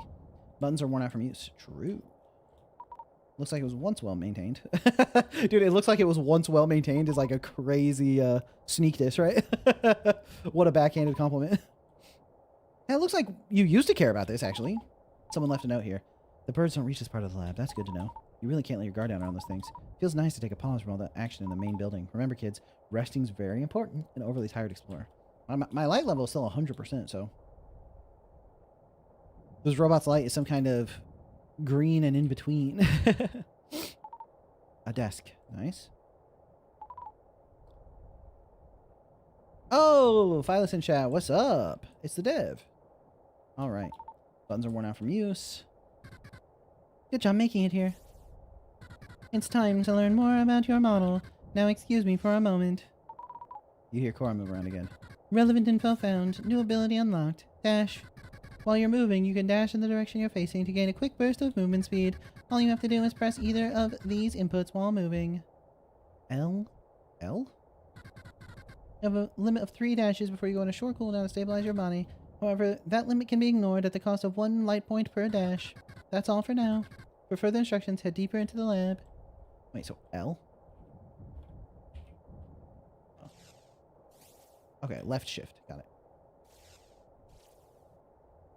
Nice, okay. Hey, Cora. I still don't trust you, even one iota. Wait, okay. I was busy thinking about the buttons. Where did she tell me to go? Yeah. Head deeper into the lab. Okay, she said deeper. Can I go down here? I don't know where to go. Where is deeper, Cora? Help. Cora, help. I'm lost. Help, but also I don't trust you. Oh. Oh, I saw the grass here and thought I could leave. How do I get the heck out of here? Can I leave here? No. It's grass, but there's clearly a wall in the way, which I could see. I knew about it. Oh, the whole dream area was like fake. They were tricking me. Can I go down from here? No, okay. Maybe deeper into the lab, I have to come back here and go around or something? Since maybe the quarantine wore off. Haven't seen you use. Alright, Waha! Dork. Woo! You thought? Testing grounds. Alright. Oh, it's a big rock. What's up, big rock? X is blocked. It's not working. Aw. Man, I wanted a snack. Wee-haw! Oh, wrong button. Go down, bro. Wee-haw! Nice. Gaming.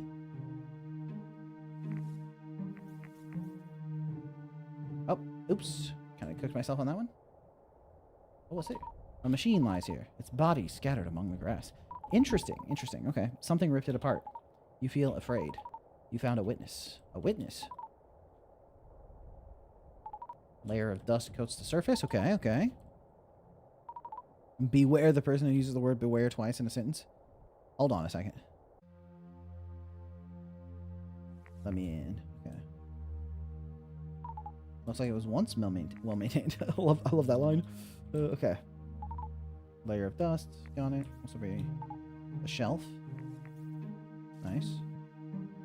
The shelf man crossover. A layer of dust coats the surface. Hasn't seen use in years. Buttons are worn out. Got it. Got it. Not working. And this is one of the dash through. Yeah. Another dash through. Leon. Wheel. Okay. All right. See an old keypad. Okay. Oh, a new checkpoint. Sure.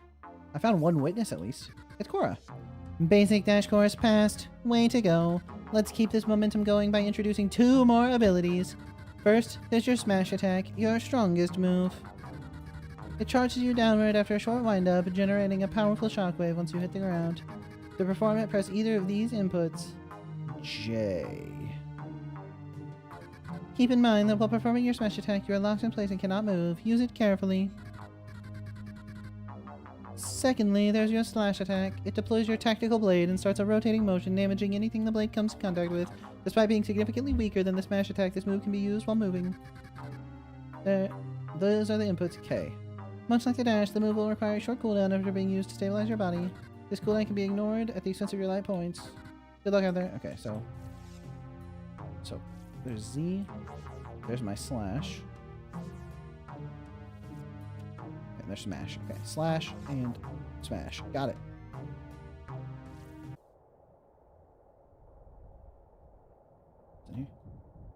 Uh-oh, a scary guy. There's no point in trying. Only death remains here. Do you still wish to continue? Very well. I shall open the gates of the beast for you then. But before you face it, you must find the 3 witnesses of its carnage. Gather their fears, and only then will you be able to see for yourself the horrors of this world. Now that guy seems very trustworthy. That seems like a friend. Okay. I need to find the witnesses so I can go to the room of the beast and witness the carnage of a new world or some such. Okay. Smash. Got it. Easy. Alright. A desk. Not working. Not working. Got it. That's my uncle. He's chill. Nice, nice. Oh, wait. It's only active for a short amount of time. Got it. Boom. Oh, you can't reactivate it. Got it. Buttons are worn out from use. Hold on. I'm looking for the witnesses. Where are the witnesses? I found one. Can I, like, break through this? No. What's up, Cora? This place used to be full of great minds back in the day. It's so empty now. So quiet. Their efforts won't be for nothing. Hold on. Feel right at home. Buttons are worn out from use. Got it. Don't cover a judge by its book. That's damn true. And you know what? I've been saying it. Alright, alright, alright. See an old keypad with faded numbers. I see some beams blocking my path. I see some grass over here. Hold on, hold on. Main game, wait a second. I'm witness maxing. Okay. Right, this is a smash, right? Yeah, that's a smash. Oh. Hold on. Okay, and we're in. Ah, okay. And then... Oh, it's like a pick-a-door, but on a timer, and you can check it out ahead of time. Alright. A layer of dust. Oh, what's this, like, graph? Look at this graph. Alright. Boom. And we dash through. Easy money. Which one? Okay, we go left path. Left path, gamers. Hold on. I think I know. I know where I would hide something if I was the developer. So I'm going to send it backwards. I would put, like, somewhere you can walk out along one of these hallways that you don't have to go down. Nope, nothing. Alright, well. I'm not the developer, some might say. All right. Left, up, left, right, left. Left, up, left, right, left. Okay. Left. Up. Can I make it in time? Yes, I can. Left. This one's right. This one's left, so I don't have time. Oh, I burned light on that dash. Oops.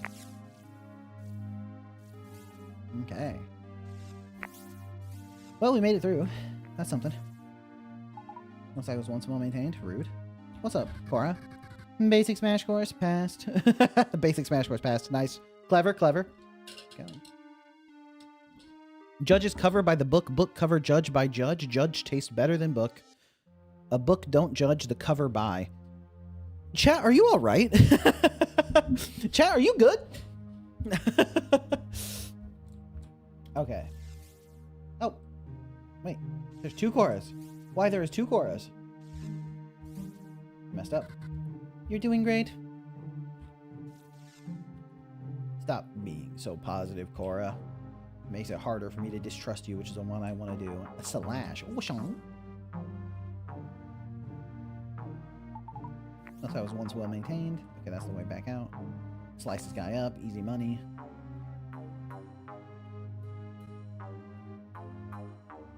Oh. Slice this guy up. Easy. What? Oh, I have to... Wait. Slice. Oh, and then dash through. Got it. Oh. And 1. And 2. And we're good. Alright. See an old keypad. Can I go out this way and find Carnage? It's a witness! Witness maxing! A disembodied head lies here, its expression frozen in terror. It wants to scream, but can't. You feel unsafe. You found a witness. Haven't seen you in years. Alright, alright. Okay, we found 2 witnesses. Fantastic. Seeing the carnage of the witnesses that came before fills you with determination. Or something along those lines, right? Nice, okay. And we're through. A desk. Buttons are worn out. Oh, you can dash through those even once they're up. I thought you needed a dash, so you got past it before they lifted. I didn't realize they were just, like, dash passable. Okay. Grab this. Jump.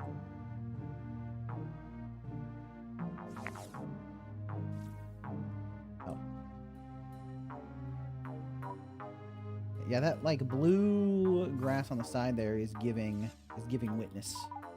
See an old keypad. Oh, I found my buddy. What's his name? The, like, Dream Farter or something? I don't remember. La la la. The Dream Keeper. That's what it is. You're looking for something, aren't you? Very well. Find your way to the pink field of blue crests. Then, through the corrupted door, follow the path of the bird. You might stumble into just the right thing. La la la. Alright, hold on. We need to remember this. We want a pink field of blue crests. Then, through the corrupted door, follow the bird. Pink field, blue crests, corrupted door, follow the bird. Alright, chat, it's on you to remember that for me. Pink field, blue crests, corrupted door, follow the bird. Warning, this rabbit hole goes deep. If you do not wish to proceed, exit through the vending machine portals. I'm good. I can't dash in here, sadly. Send me down the rabbit hole. I take the blue pill? The red pill? Whichever pill keeps me in the rabbit hole. Oh, hold on. I didn't explore thoroughly. Hold on. I need to explore more thoroughly. Weehaw? Okay. Is this a dead end? I can't see. Okay. I think it's dead end. Wish I could spend some of my light points to make the screen a little more visible.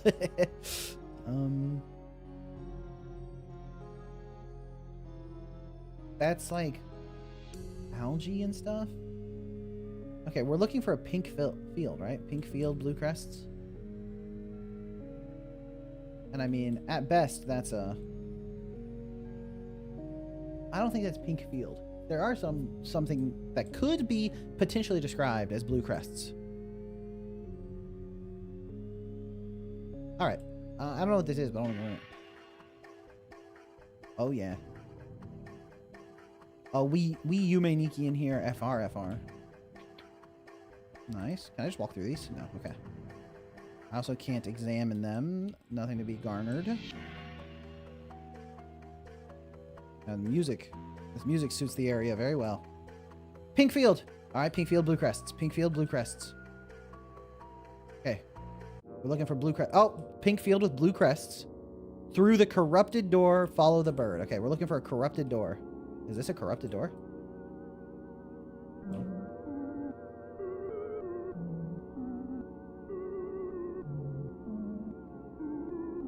Oh, all of these doors seem totally fine. Where's the corrupted door?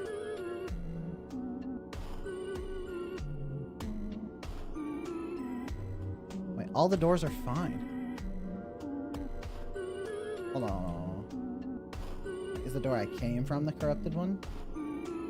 I can't go back the way I came, which makes me hesitant to pick a door.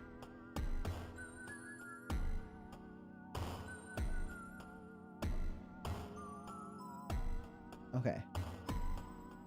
I'm trying to see any signs of corruption on these doors. Must corrupt the door myself by convincing it to join the dark side. I see. That makes a lot of sense, actually. I just have to give the door a chance to show me its corrupted nature. Hold on. Okay, hey, door. So imagine you're standing at a lever, and you look down some train tracks, and the lever controls which side the tracks go onto, and there's one person tied to the track. Okay, I'm done with this. How do I tell?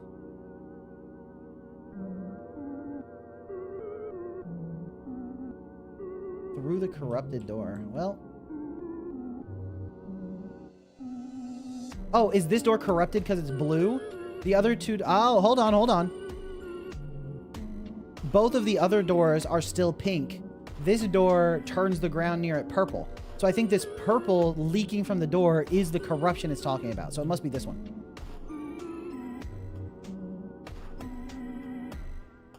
Nice. Okay, now we follow the path of the bird.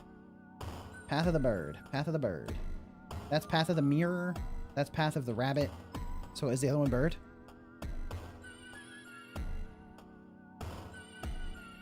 Come on, bird. Oh, okay. So I think that must be bird, right? Because there's no way the broken mirror or the bunny are the bird. So, yeah. Path of the mirror, I would guess. Path of the broken mirror. Path of the bunny. I don't see any other way through, so I'm going for the skull that seems vaguely bird-shaped. Yeah, it is beak-shaped. All right. Is this the witness? Did this lead us to the final witness?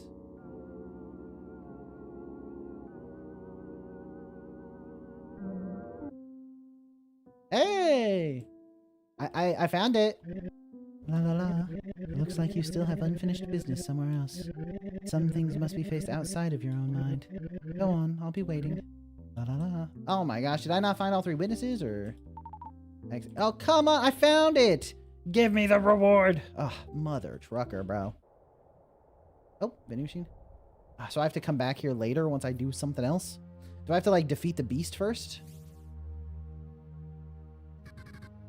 I detected several security bots in these next few rooms. Your model has not been registered in their database. Threat level low. Be careful, friend. Alright, I'm gonna slash them up. Don't even worry about it. Easy money. And I only took a little bit of damage. Alright, so maybe I need to defeat the beast and then follow that path. Okay. Which means maybe I already missed a witness. Who knows?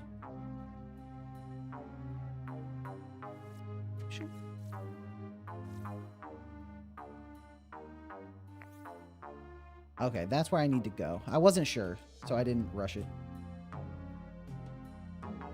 Don't want to lock yourself out of progressing, right? So, or lock myself out of the secret ending or whatever's going on. So let's stomp this, and we get dashing. Okay, so I clearly need to do a diagonal dash in this room to get through. I went for the horizontal dash because I thought I had the time for it, but the diagonal dash gets you way more time. Okay, okay. So be. Oh. Boom. And how about one of these? Try one of these on for size, huh? How about that? Shoo. Boop. Easy money. Okay. Fix my glasses. Looks like it was once well maintained. We took out the security bots, so that's good. Buttons are worn out from use. It's a shelf. Once well maintained.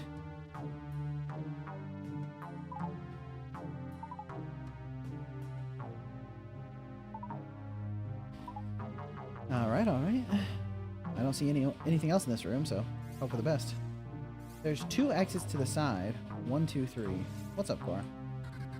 You're here. Great. To progress further, find the 3 green buttons scattered around these rooms and press them. Alright, so there's gotta be a 3rd witness. Somewhere around here.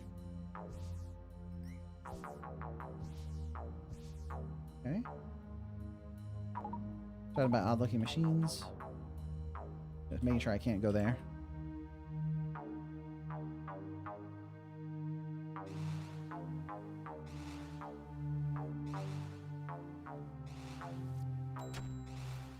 Okay.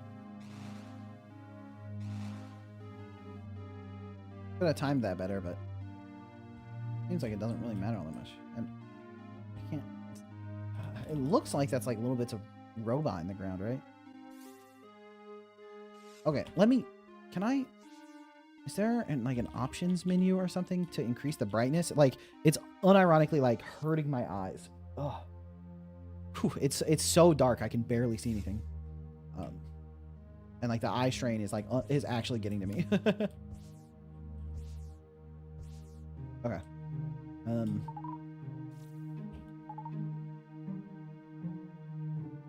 Overclock your monitor's brightness. Okay. Oh, shit. Oh.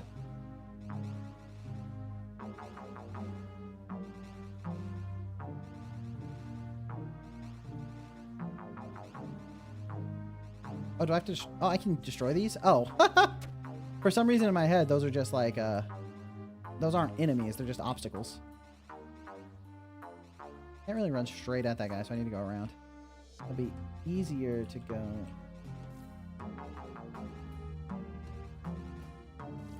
There we go.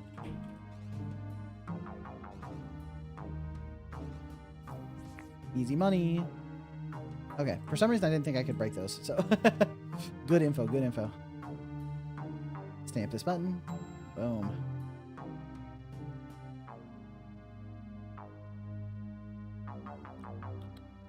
Learn how to draw by first inventing the brush.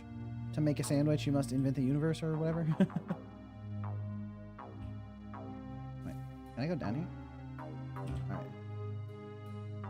I should go hit the checkpoint to heal before going into the next room. Efficiency. Oops, oops. Oh, I got stuck. I couldn't move.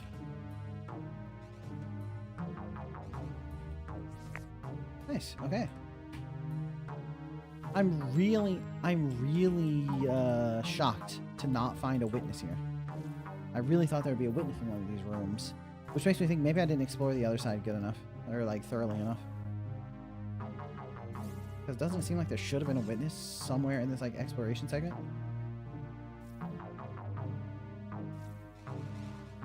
And I don't see a way to get to the other side, you know what I mean? Yeah, I don't see any way through, so that room feels like a bust.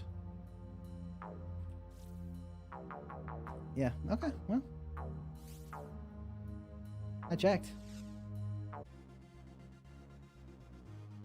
Nice. We are at an increased security level. Hey, we got Bowser's fire bars in this place. Let's go.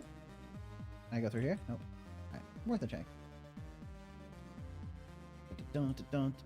Okay. Music kind of jamming. Alright. How rude, bro. Okay. Nice. Okay, I can go up through there, which means I must be able to like loop around or something. This reminds me of the level Bowser's Big Bean Burrito. Hey, what the heck? It put me right in the danger zone as I spawned in. Yeah, this is actually that's actually a very similar issue to what happened in the first game we were playtesting, Phase. It's like you don't want the game to, when you load into a room, you're in danger before the player even has a chance to like mentally check of like stock of the room that they have entered. So just a little bit of like player generosity there.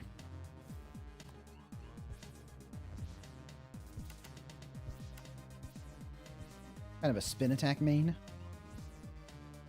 Catch me spin attacking. All right. Let's let my attack very slowly regenerate while I take a sip of this coffee. Okay. There's a rave in the middle of this abandoned robot base. True.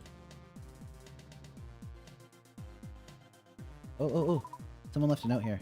To Loretta. I can't believe that girl Alice was able to get funding for all these ovens. They cut all our budget because of her. Apparently we're not a priority anymore. I don't know why they're so scared of that purple stuff. If anything that bad ever happens, I'll be in the tunnels. Paul. Made to burn. Scorcher Station S3. Oh, okay. We're in the Scorcher Station. Interesting. I don't know what that means. Okay. They were made. She wanted to cook. They were mad she wanted to cook. Yeah, they were like, what the heck? If you're going to do all that cooking, at least give me like a cake or something. You know what I'm saying? Rude. We're doing all this hard science. You're baking. You didn't even make us like some cookies or something. Oh. Ah! Oh, okay. Now that section ripped. That was fun. No. I want to explore. Can I go down? Okay, maybe one of these sections I can go down in. Huh? Go down here? No. Dash through the fire. Go down here? No. Go here? No. Come on. Where's my witness? Witness me! Right? Look at me! Where's the witness? Made to burn, made to burn. How dare they let her cook? Yeah. She put in the formal request. She was like, I would like to buy 17,000 gigantic ovens. And they're like, isn't that a lot of money? And executives were like, hold on, let her cook. Yo, where's the witness? Witness me. Come on.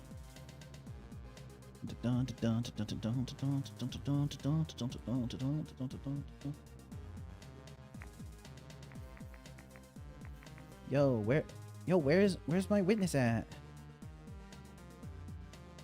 Is this a witness? It's like broken robot on some grass.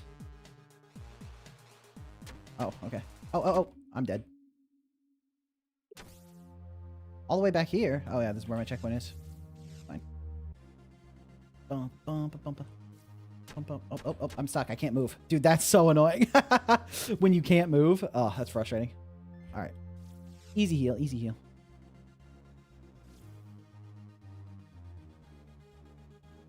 Okay.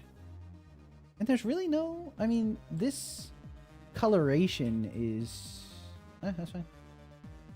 Okay, so I discovered... Oh, do I need to, like, re-clear everything out over here? I don't know why I would need to. Yeah. There's, like, nothing over here. Other than some, like, lore info. Yeah, that like, spawning directly into danger is a little bit unfortunate. Yeah, there was like...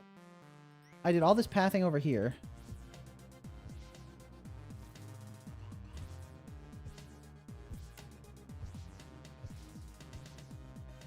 Huh. Discovered this, like, oven zone. But...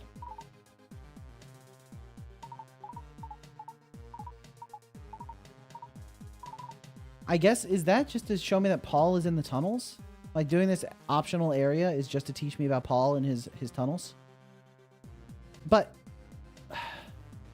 then the thing that confuses me is, what is the purpose of this room? Because you wouldn't need to come back this way unless there was something in here. Oh, fine.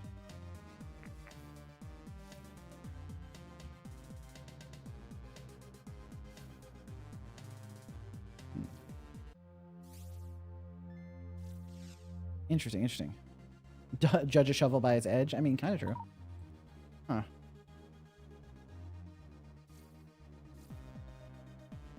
Yeah, there was nothing down there. Okay, well.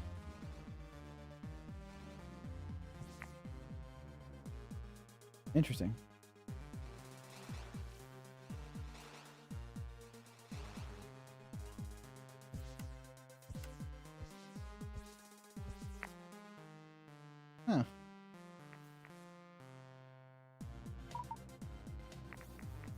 Oh, it's a dash. Got it.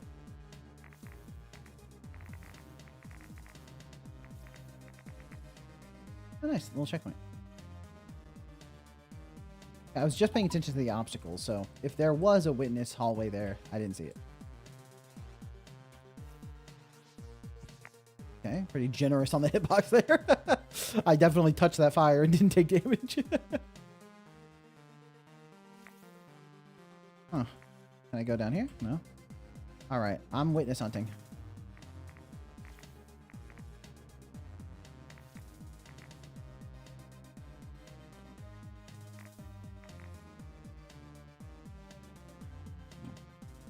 It's clearly a wall.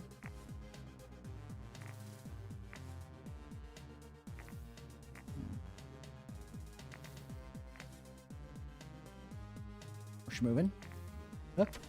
Oh, not schmovin. Well, you can take 2 hits from the fire bar.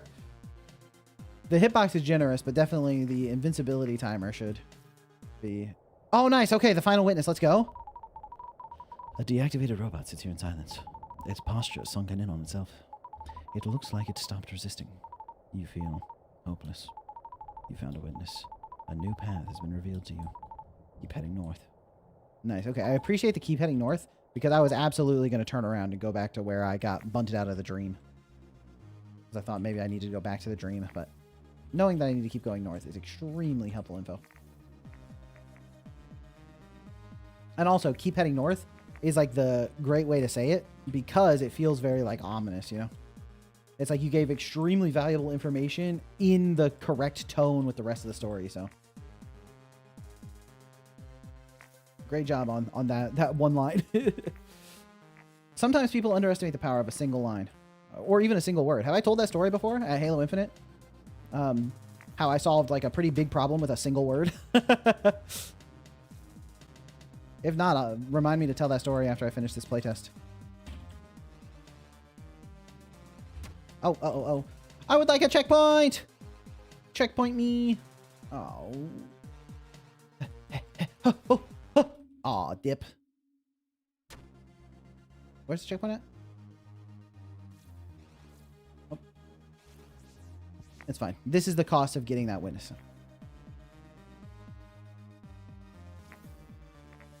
Ah! Well, at least I didn't take multiple hits from it. Yeah, sometimes the corners are a little bit stuffy. Get a little bit stuck on the edges. Ah! Oh, I lost some light. Not ideal. I can regenerate light if I stop moving, which... Although some people attribute it to John Isadora in 1851, the inventor of game design. You need to get it again? Really? You have to get... It doesn't save the witness? Oh, that... You should change that 100%. Needing to go get the witness again is really, really not good.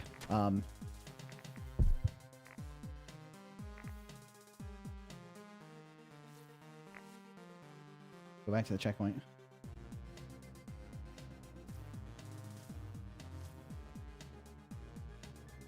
Okay.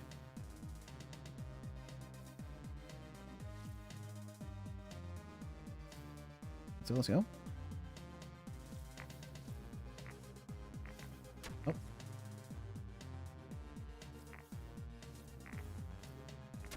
Okay.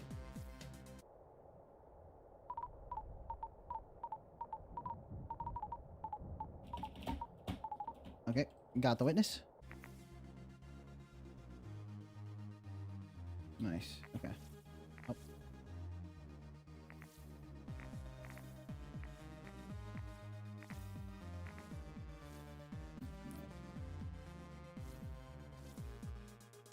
Oh, that touched me? Anyway. I want to get the heal here before I go the other way, because I do not want to have to do that again. Alright, up we go.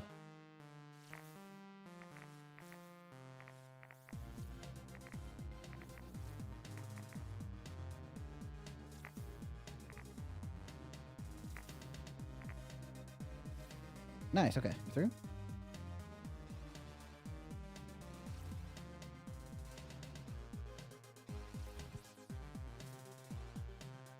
Okay.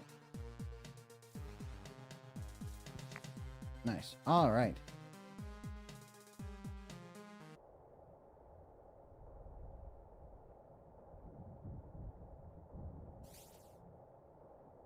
What's up, Cora? Hold on. What's over here? Ooh.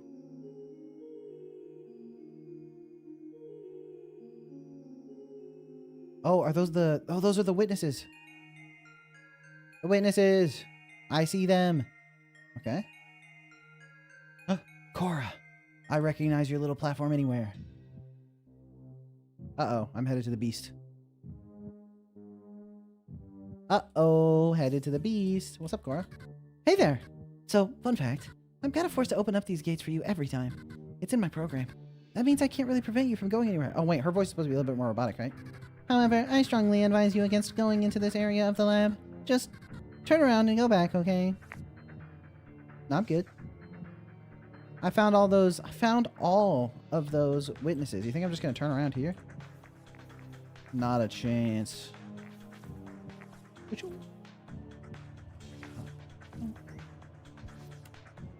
Nice. Okay. All right. Okay. Cora is evil? Oh, for sure. I can't trust Cora for 1 second. She doesn't want me to go in this lab because it's full of awesome stuff and like cookies and desserts, other sweet treats, you know what I'm saying? She wants to keep them all to herself. Nah. I'm getting my fair share of the cookies and she can't stop me. Boom. Boom. That's what all the bakeries were for. Cora created all of the bakery, that giant bakery with all the ovens so that she could bake a bunch of cookies, and she doesn't want to give them to anyone else. So, something left to note here. Experiment log 56. The day finally arrived. We managed to successfully retrieve a DNA sample from the old woods. This could finally help us understand more about the first. Maybe they even knew something about the blight. Something we don't. Maybe we can control it. The blight. Is that what's causing all the grassy? What's up, Cora? Open those gates, girly. Hey, are you lost by any chance? The exit's the other way. We're not supposed to be here. Let's go back, okay? Nice. Finish the mini comic, post it in the Discord. Oh, awesome, awesome. Hold on, let me quick check on the mini comic. And the mall episode is done. Should I buy something? Does this look all right? Oh, and then boys kissing. Let's go. This looks great. Okay. Nice work. Iron art. All right. What's up, you? Oh, already. Yeah, yaoi time. All right. I'm ready for the beast. That's what I was promised. Maybe I'm the beast. Okay, I need to go destroy that guy to hit that. Okay, got it. Oh, good hands, good hands. Oh, wow, that hit me. I should have dealt with that guy first. That was pretty clear. And then we dash through, break the thing, and dash back. Got it. If I go through here and touch the checkpoint, does it respawn the guys? Or is this just like... Okay, no, that's just the tech for sure. Ground slam, and then we dash. And then we dash, and then we dash, and we're good. Easy money. Oh. I was fixing my glasses. Guess you shouldn't go into a new room. Aw, that doorway. I guess that's the problem with fighting next to a door, huh? Alright. Now, the enemies have been dispatched. We can go through here. Alright, hold on. Gotta wait. Let's lure the shots over here and then ground slam. Oh, that shot still hit me? That's so annoying. Alright, and we're through. I'm extremely low on health, so I would love a checkpoint, but... Why are you being so stubborn? We're not supposed to be here. Listen, back when the blight hit, something went very wrong here. They tried to tame it, to use it for their own personal gain. But it broke free. I watched it happen. It was a massacre. It's sleeping now, in one of the rooms ahead. All these years, I waited for you. I don't want it to be all for nothing. I know I can't physically stop you, but please reconsider. Turn around and go back before it's too late. You hear Cora move away from here. For a second, she hesitated. She's gone.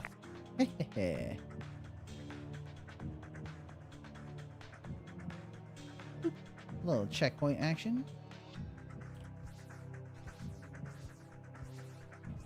Nice. Okay.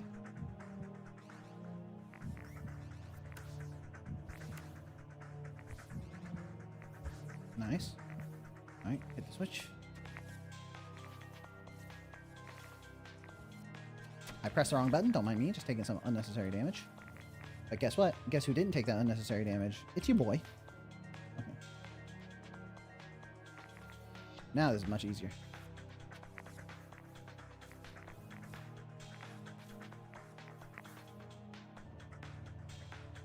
Oh, do I have to, like, use up all my light level, basically?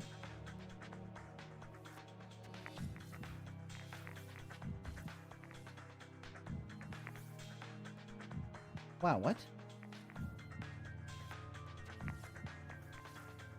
Seems like I need to burn my light. Otherwise, I can't possibly make it, right?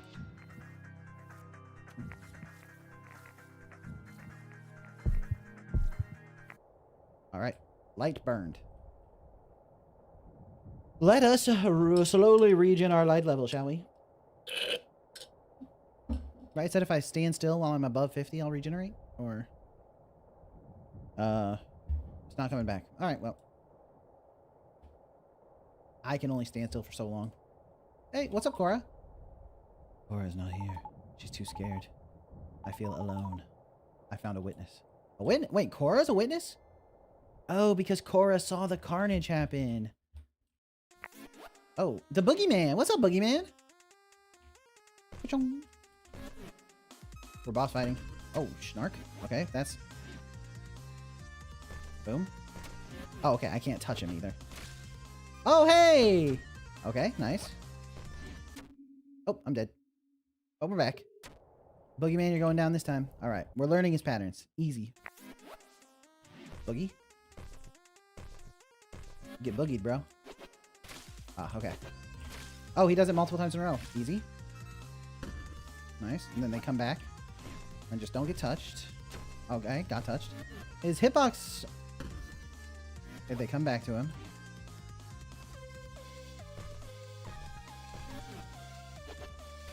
Easy. Not even close. Try harder next time. Okay. I thought he only, Okay, I thought he only did 3. Alright, alright. He tried harder that time. Okay, we just have to keep dodging, because he can keep going. Very nice. Alright.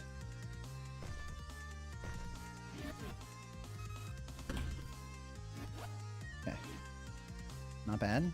Sneak in, get some spins. Okay. No. Chain attack. Okay, I need to be ready for him to chain the head dash with the orbs. Okay, nice. Dodge, okay. Uh-oh, they're coming back to him? Okay, I kind of cordoned myself there, which is not good. I didn't sneak through properly.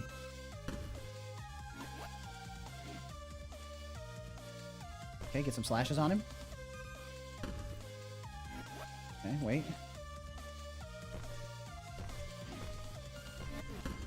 Wow, that was fast. Oh my gosh, okay, he sped up.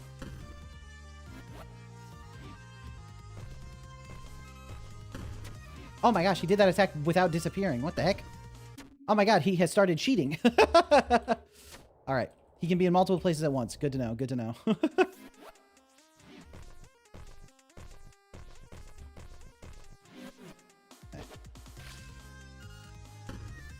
I should absolutely drain my spins on him when he's next to me. I just need to spam that button.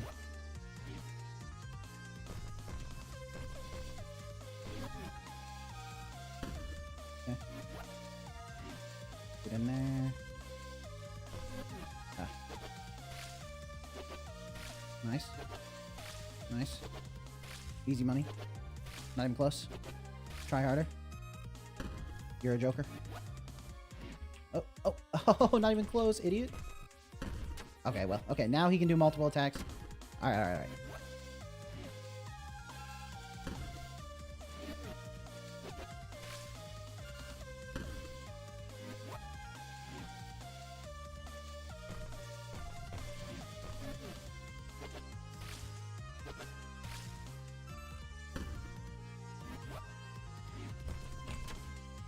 Oh, I took damage there? Really?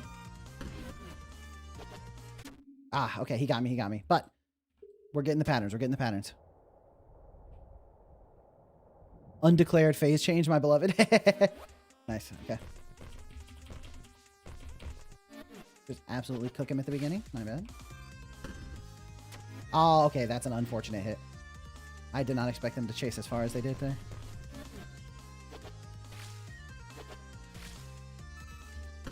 Nice, okay.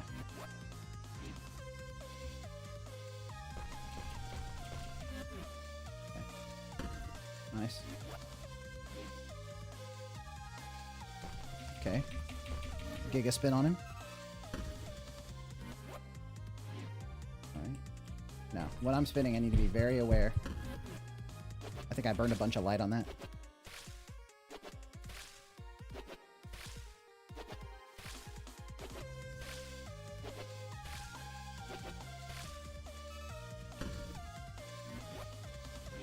Oh, okay. Whew.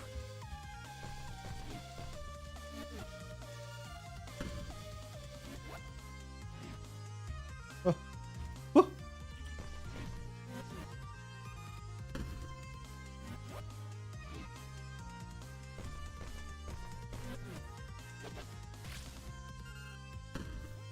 Oh, he's got 4. Oh, that... I pressed the dash button, but my input must have been like a frame too late. Okay.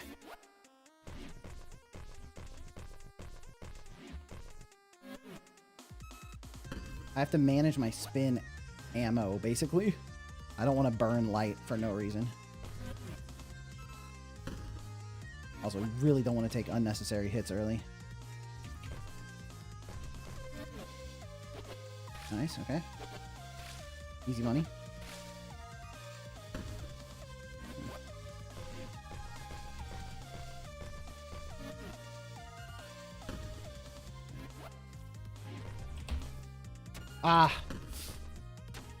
I'm just getting cooked by his hitbox. Not even his projectiles or anything. It's hard to stay close enough to spin on him because my attack is so short range. Okay, but...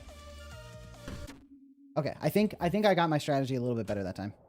Easier to deal damage to him if you try to stand where he's spawning. Like... Don't let him do what he wants to do. Get next to him. Okay, oops. I can't afford to burn light on attacks. I'm waiting for my cooldowns. I shouldn't pressure while I can't spin on him. I gotta get that timing a little bit better. Did I dash in place? What happened?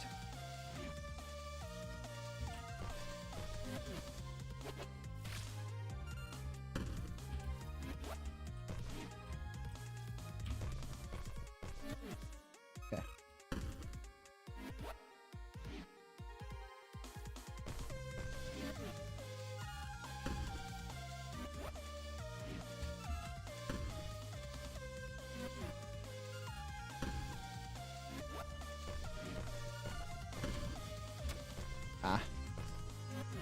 I think my dash got stuffed by his, like, collider rather than even, like, taking damage from him.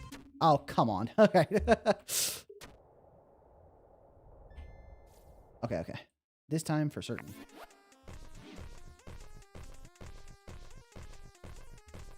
Okay. Now we just play safe while we wait for my spins to come back. There's no reason to pressure him right now. Yeah, just wait for the spins to fully recharge.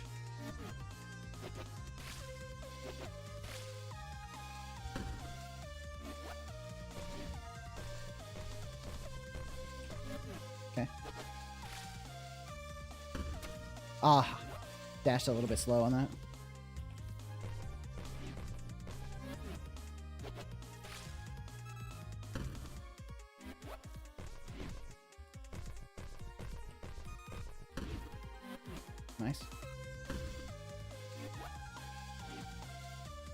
Just wait for my spins, wait for my spins. Ah! I misinput my dash. Oh, wow. Okay. The lack of invincibility frames is wild sometimes. I had plenty of health, and I just took it all in like 3 hits instantly. Okay, now I just have to wait. Ideally, he would have chained a bunch of those together so I could get my spins back. Alright, wait for the next attack. I'll try to pressure him if I can. Nope.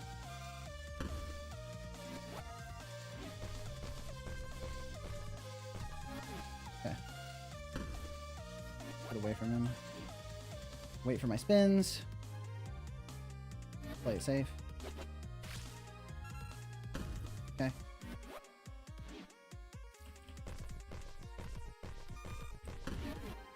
Ah. Wow, that was a really rough combo. The spawns on those 2 attacks were brutal.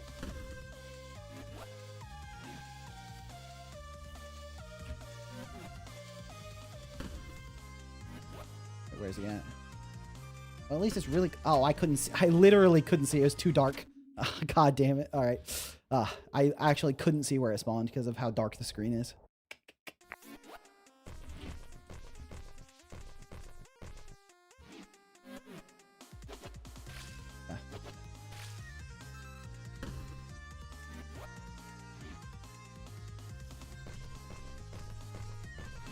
Also need the game to not cook me on his like 3 orb or 4 orb spawn points, because sometimes it puts those in a spot where it's really hard to dodge. Yeah, I have my spins. I should just go in. Okay, nice. We got some good spins off.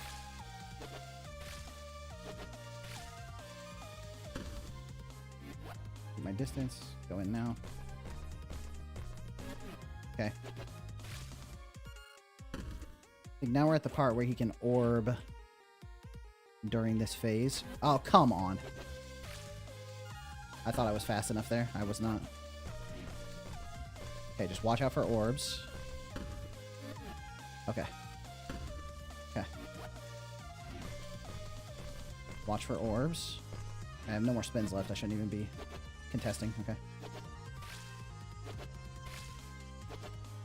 Nice. Oh, okay. Spin. Watch for orbs. Okay. Whew.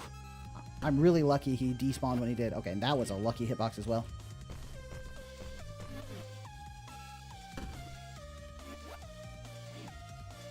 I would like... Ah! I thought those would despawn.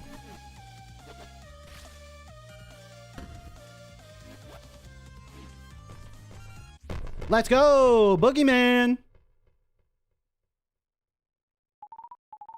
Suddenly, something shifts. Deep within you, beyond your program, your fear fades, and in its place, something clearer appears. You feel renewed. Your slash has been upgraded. Oh! Upgraded slash, let's go. Oh, I got my boogeyman particles. Gaming?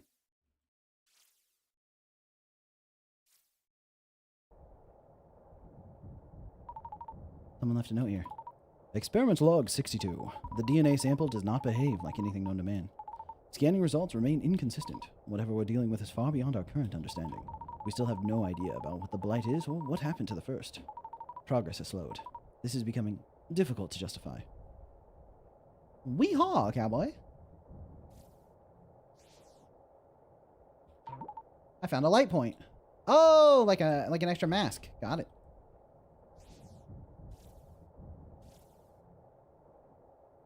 And... oh. This is how I got to the beast, right? Oh yeah, and these are the 3 witnesses.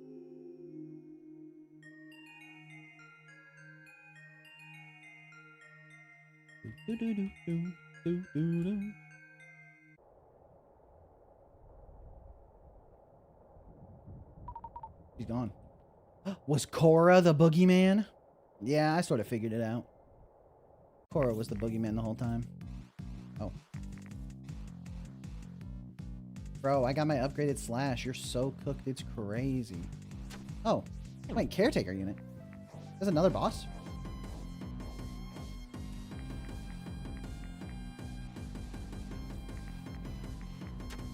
Oops. Oops. Just kind of tanking damage. Don't mind me. Yo, could you get a little bit closer? Oh, I just need to dodge him until he lands. I see. Oops. Did I just deal like 2 points of damage to myself by attacking? Okay. All right. I got to dodge his attacks and then slash him. Got it. I didn't even realize this was a boss fight. I walked in here. I was just like, what's going on with this weird moving enemy? Wait for him to land. And then we spin on him. Nice. Do, do, do, do, do, do, do.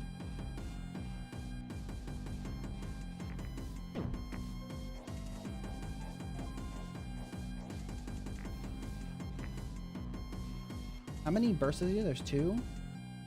Then he does 2, and then this is the last burst before he lands. Yep. Okay. So, oh, okay, there's 2. So is this going to be the last burst? No, now he does more. Got it. He does 5 now.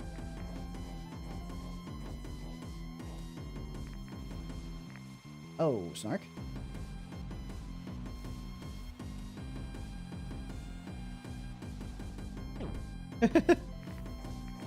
He's a little bit desperate there, huh?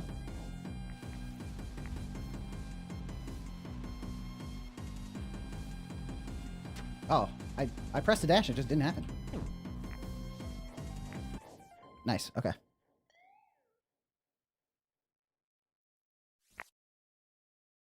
Scrap. Oof. Brutal.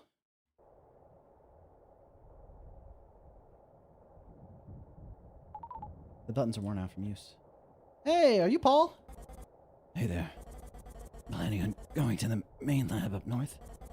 I'm heading there too. Oh, I thought he was like bleeding out and like holding his stomach or something, but I think he might just be like sitting on a blanket. But I'd advise you to wait until tomorrow morning before leaving. Something triggered the security systems and now things are a bit frantic out there. Don't worry, I have upgraded Slash. I bet it'll be a lot calmer by the time the sun comes back up. Until then, why don't you sit by the campfire and rest for a bit? Okay. Been a long day. Decided to rest by the campfire. There's no way this guy is gonna like steal my upgraded Slash while I'm napping, right?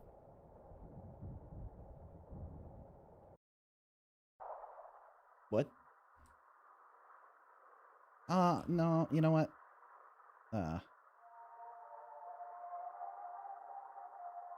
I can turn around. Brick wall. Please don't be a face there when I turn. Okay, thank you. I appreciate there not being a face there when I turn.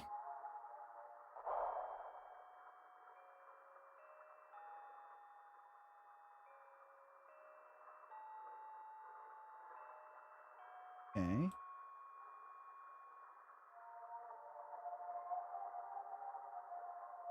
Is that a coffin? It's a bench. Oh, it's a bench. I can save here. Once there was an old man. He used to sit on this bench all day, every day. People passed by, but no one ever stayed. Everyone always seemed so distant, like chasing a familiar melody coming from another room. At some point, he gave up on trying to find it and just listened. One day, he got very sick. No one came. No one knew. And so he passed away. Years passed. Decades passed. Centuries. No one remembers the old man anymore. Well, I mean, that's not true. You remember the old man, right? Mysterious sign talking to me. Yet the bench still stands. One day, the bench will be gone too. And then, not even his absence will remain. But you remember him, so like... I think old man kind of chilling, dog. I remember him. He's my cousin, right? Old man's grandchildren at home. Like, wow, the mysterious sign is really presumptuous, bro. Okay. Hey, and we're back in Dream Realm. Is Asgore here? He's a dreamer. Oh, what's up, bud? La la la. Someone wants to see you. To the right. La la la. Oh, he opened the path. Thank you, homie. Foggy.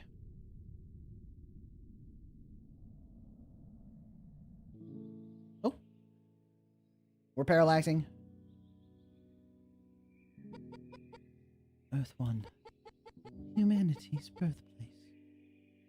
I think we're on Earth 1 right now. Like I'm sitting on Earth 1, I think. Am I the old man on the bench? Yo, Earth 2 got some sick-ass cyberpunk buildings. That's cool. Earth 2 kind of gaming on them. I was born too late.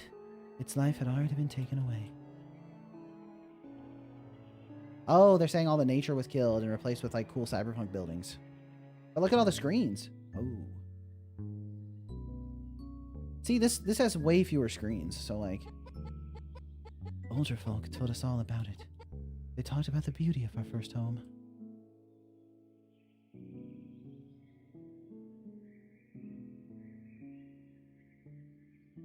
Oh.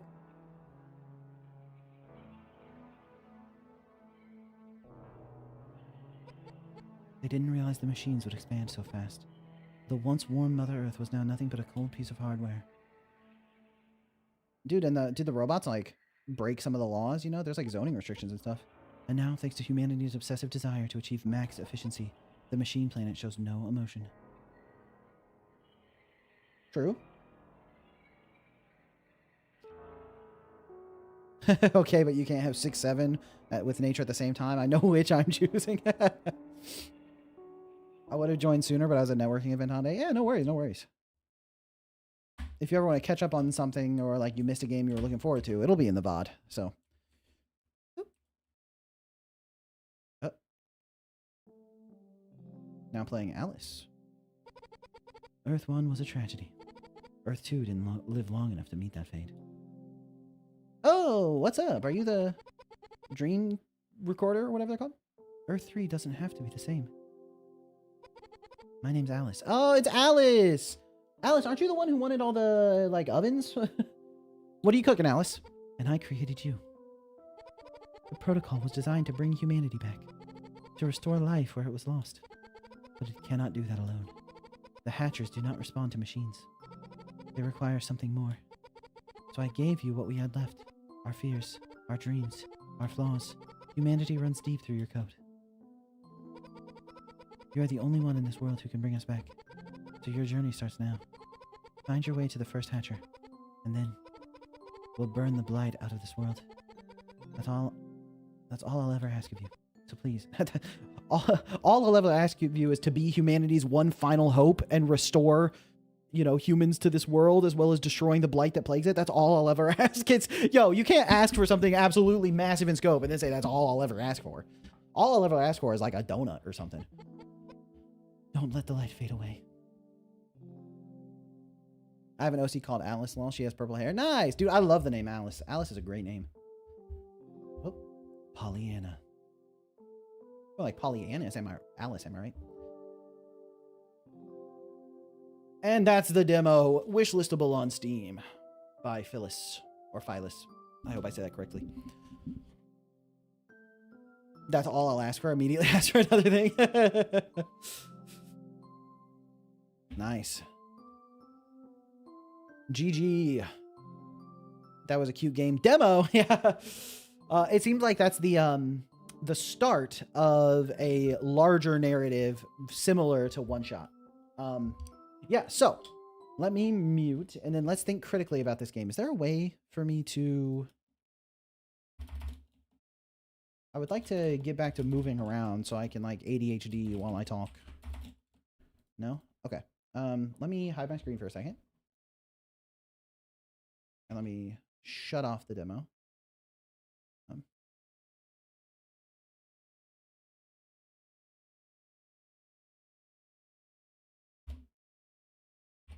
If I resume, okay, nice, perfect. So let's go back to the view. All right, let's think critically about this game and see what kind of feedback we can give. Okay, I think one thing that's obvious is the game is very, very pretty. The pixel art is gorgeous. I love the dream environments, the way it looks in the beginning, all the effects. Like, this game looks really, really nice. So the visuals are on point. I think the visuals work really well. And they suit the kind of story you're trying to tell, as well as I think the visuals are appealing to people who like One Shot and Undertale and these kind of games, which I think this is the type of story you're going for here. So Um, I think that the visuals are working really well for you. However, the screen is too dark. You should do some kind of brightness setting at the beginning where you like drag a slider until the screen is like the proper brightness. And you can make it so the game is supposed to be kind of dark with just the one light shining in the middle, but you want to make it adjustable because it was actually hurting my eyes to strain to see everything at some points. And so having a slider at the beginning, like the way they do it where it's like slide until this is clearly visible. And then that like you use that as the baseline for darkness, right? Because if it's supposed to be a little bit dark, the thing that's clearly visible is like too bright. So you could have brightness tied to the light level. Yeah, you could also put like an overlay sprite on the little dude so the area near me is brighter. So if I want to see something, I get close to it. That could also work. But yeah, that was like the big thing that was getting to me this game is like just hard to see. Oh, is this the boss fight? Right. This is the caretaker unit. I think one thing that you did that you did really well with this fight and did pretty good in the boogeyman fight, which is supposed to be harder, so that makes sense, is because I'm very limited with how many times I'm allowed to like use my attacks because I have like a recharge bar. The way the boss fights kind of have to work is like a period of attacks and then a period of my attacking, a period of them attacking. So I can like burn my bar. Like trying to weave the attacks in feels less satisfying when I have such a hard limit on it because it takes so long to recharge. But this boss works really well because of the fact that I don't have to, I can just survive until I get all my attacks back and then blow them, right? So I think that works really well for this boss. And this boss is obviously easier than the boogeyman, but I think collecting the witnesses and going through that dream path was really satisfying. I think one thing that was definitely a little bit strange is you gave me the clue from the dream taker, dream catcher. I don't remember what their name was. That I figured out which door was the corruption. I like solved that puzzle. That was satisfying. I really enjoyed solving that puzzle and making it there. That was like a great moment, but then the reward was locked for some reason. So that's something I would be really careful with. It's like you gave me a puzzle and then I solved the puzzle and then you were like, well, but you know, this is not, that's not correct enough. And I think that's something you want to be a little bit wary of because it was a little bit unfortunate that I solved it and then didn't get any like benefit from solving it. You know what I mean? For the most part, all the extra stuff like finding the witnesses, all of that stuff was really satisfying. And I got a reward of a difficult boss fight, which was cool. It might even be worth putting that boogeyman after this because he's so much harder than this guy that like doing this after the boogeyman feels like a little bit of a things were ordered strangely, but I can also understand like the boogeyman is not necessarily supposed to be people's first playthrough, but you also understand your players' motivations when you put this mysterious story in front of them and give them like the little things that they're going to like latch onto. It's going to be your players' instinct to try to find all the witnesses and try to find all the secret stuff. Oh, I can't go back. Interesting.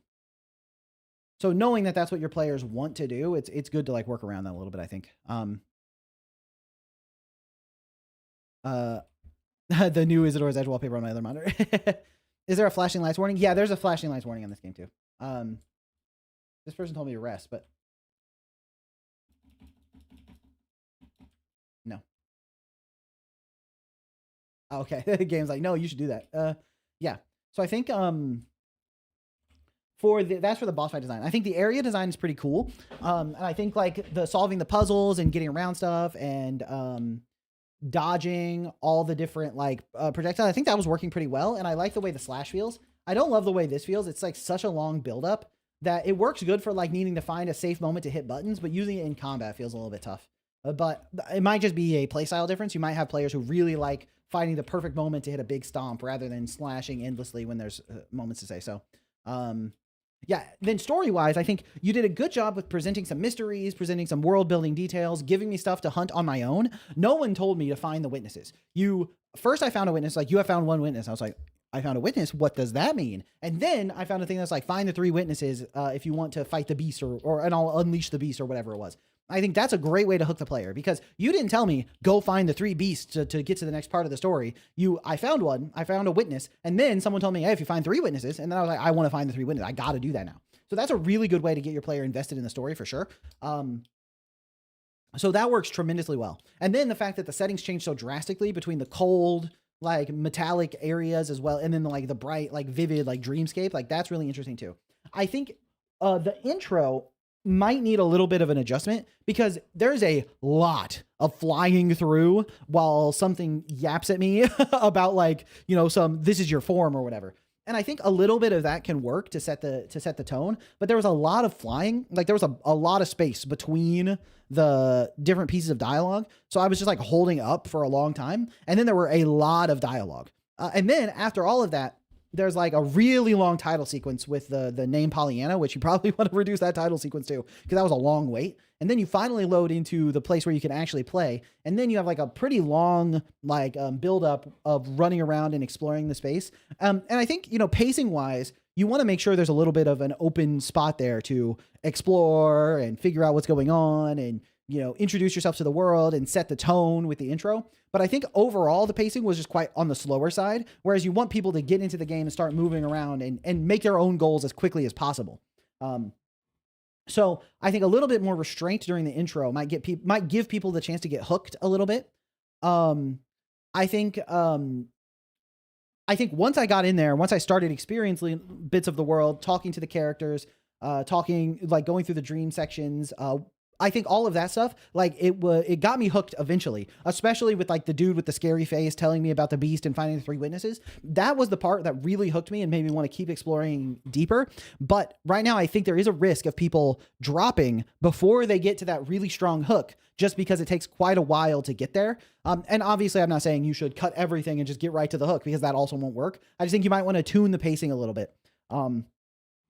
See if people are going to drop off at the beginning, because I think during that first section, when I was flying up, I was a little bit like, ooh, was the creepy dude the boogeyman? I don't think so, because after I had already defeated the boogeyman, I saw their face again in the hallways. So I think there's more going on with that dude. That dude might be Paul. I don't know, because Paul and Alice seem to be very like at odds with each other. So I think Paul and Alice might be like opposing forces or something. Maybe Paul is some kind of like crazy robot or something that wants to destroy humanity, something like that. So don't judge a book by its man. Yeah, so that's sort of what I would lean on. I think the puzzles, they start out pretty easy and they never go past. There's never any like super difficult puzzles, any really like mind breakers. A lot of it's like timing and movement around the area, which I think is fine. And I think the boss fight is like pretty well done. You might want to, it might be a little bit easier it might feel a little bit fairer once the brightness is tuned a little bit, because there were times where the thing that shoots those 3 balls from the boogeyman, I couldn't see it. Also invincibility timers. There were times where I would take damage like 2 or 3 hits in like 2 or 3 frames from different sources. So you definitely want to give some invincibility frames so that if the player takes damage, they have a moment to collect themselves, get to a new position, and start fighting back against whatever dealt the damage. Because otherwise you get into a bit of a failure loop where it's like you take some damage and so you're like, oh, what do I do? And then you start, spiraling and taking more damage, taking more hits, and then you just like lose all your health.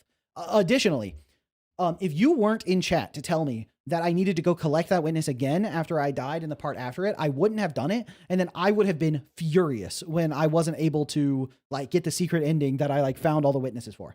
So you should definitely, as soon as someone sees the witness, you should save that to like a thing they did. You shouldn't, if you die and go back to a checkpoint, it should save any of those like persistent finds, So that's something I would highly recommend, because the only reason that experience wasn't completely ruined for me was because you happened to be in chat. And you obviously can't be in chat while everyone is playing your demo. So that's something I would definitely recommend. And it's very lucky that I didn't take any deaths between checkpoints on finding the other witnesses as well. But yeah, overall, I think you did a really good job with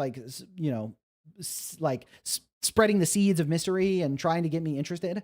There was just like a little bit, make the entrances to rooms on the sides a bit more obvious. Yeah, maybe like a little bit of a light shining or something, or like just some kind of effect that makes the room transitions a little bit clearer. Yeah, early on when I was trying to find where to go next with the, she was like, I forget what it was after I got the dash, it was like, go deeper into the lab to explore. That was like a little bit hard to find. So there's like a little bit there's some tension early on with like the pacing and with, some of the navigation and trying to find where to go that can be cleaned up a little bit. And then just like here and there stuff to polish up. Make sure you don't generally I like when the game gives me those clues that it's like, you know, when you see the symbols, the blue symbols in the pink field, find the corrupted door and follow the path of the bird. I think that's a really cool clue, but then it immediately happened. I think it would be cool if the dream taker dropped that clue earlier, and then when I'm in that dream section, I make it to the field, the pink field with the blue symbols, and I get to recognize that and have the rewarding moment of like, oh, I know what this is, rather than needing to use it immediately. I think that can be very rewarding when stuff shows up later. You know, it calls back to the thing you discovered earlier. So that the mystery gets to build on itself a little bit more. The more you explore the dream world, the more hints you get, which helps you explore the dream world further the next time you find it. Stuff like that I think works really well.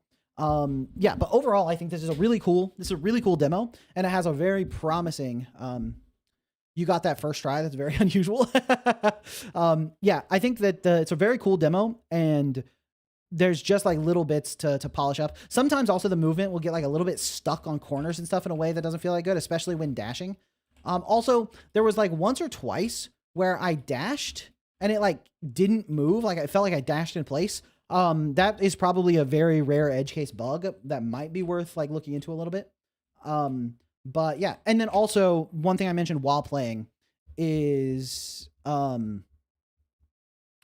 that you want to make sure when you enter a room, it's not like immediate danger. You want to give the player a chance to like scan what's going on. And also you spawn into rooms really far in them. Like if I walk here, does it move while the room is fading in? Yeah, it does. Okay, so I was walking up while the room faded in. That's like fairly normal, but it means if someone's just holding the button as they pass through the room, they can walk pretty far into it, which activates the enemies, and then they're immediately in danger. So perhaps you give the enemies like a wind up or something, so like they notice you and like a exclamation mark flashes over their head, and then they engage rather than immediately engaging, so that the player has a chance to realize they're in danger and react. Additionally, the enemies that do their little ground slam, the fact that they move during the ground slam just felt very weird to me. It felt like they would have to lock themselves in place the same way I do. So, yeah, but overall, very minor complaints. Also, the light level system is interesting. Like taking damage when I use the extra light, is a little bit strange to me, because it feels like it's tying the two mechanics together in a way that shouldn't be necessary. I feel like maybe having the light level let me do extra attacks or do extra dashes, and having that separate from the health. I think that might be cool. That way I can choose when to dip into my light, because as it stands now, unless it's a dash that like is make or break, I'm never going to choose to take the damage if I realize that I will, right? I'm never going to decide to expend my health to do an extra slash or an extra dash.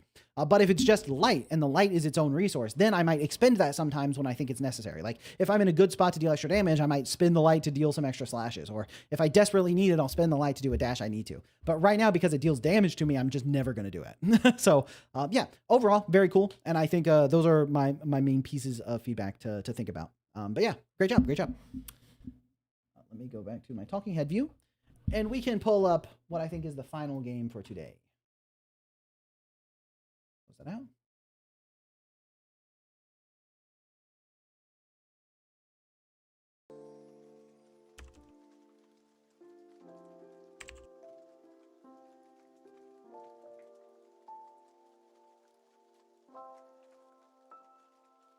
Thanks for playing. Hey, yeah, no problem, no problem. Thanks for submitting your game. All right. Longtime viewers might recognize this soundtrack because it's pre-rolled. So, pre-rolled was originally created for the Shovel Jam. The first version of this was in the Shovel Jam, and then they continued working on it after the Shovel Jam, cleaning it up. Rivenfell, you got the patrons here. Oh, awesome, awesome. After the stream, I'll make sure I send you your Steam key. Thank you. Also, thank you, by the way, for supporting the development of the game. The patrons actually, having the patrons helps so much. I cannot understate. I can't understate how helpful the monthly Patreon support is for going towards development. It is huge. So thank you so much. Heck yeah, this one's fun. I tried it. Yeah, so pre-rolled, they improved it. They kept making updates after the jam for a while, and then they kept developing it even beyond that. And now it's fully on Steam, and They have their demo out. You can go play the pre-roll demo on Steam right now, and they've added a ton of features. They added a ton of cool stuff. I mean, you can see there's all kinds of, you have a a shop. You have your pour meter. You buy dice. You get relics. You have more interactions with the customer. There's like, I think there's like the police can investigate your store. I think you have like, yeah, you have skill trees and like shop trees and stuff. So there's a bunch of stuff. I haven't played it yet. I've just seen what they've told me, but the demo looks awesome. Heavily recommend trying out the demo. And if you're interested, throwing it on your wish list as like a show of support for the pre-roll devs will be sick. Because I think that they're doing great work over here. And it's really cool that this started in the Shovel Jam, because it was such a good game already, just from the limitations, during the limitations of the jam, and then with their small changes afterwards. So super excited to see what they pull together for the full release. And me and Insandio are in this game as dice. You can see me right there. Oh, where am I? Hold on. Where am I? Look, I'm in the shop. Look, that's me, the shovel.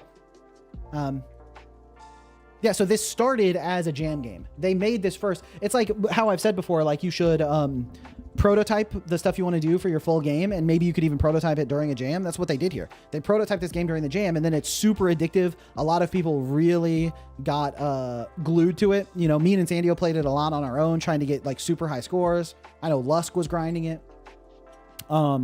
And then they just kept working on it, adding stuff, taking feedback. And so I know they're really looking for people to play the demo and give feedback. They're looking for people to test it out, say what they think, and obviously looking for wish lists to see if the game can, you know, pick up some steam. So so we're going to do another playthrough of the demo, see what's changed since the last time we played it, see if we have any good feedback for them and stuff like that. Nice. Start. I would like to make this full screen, please. Nice. Okay. And I'd also like to turn down the sound effects volume a little bit. It's pretty loud.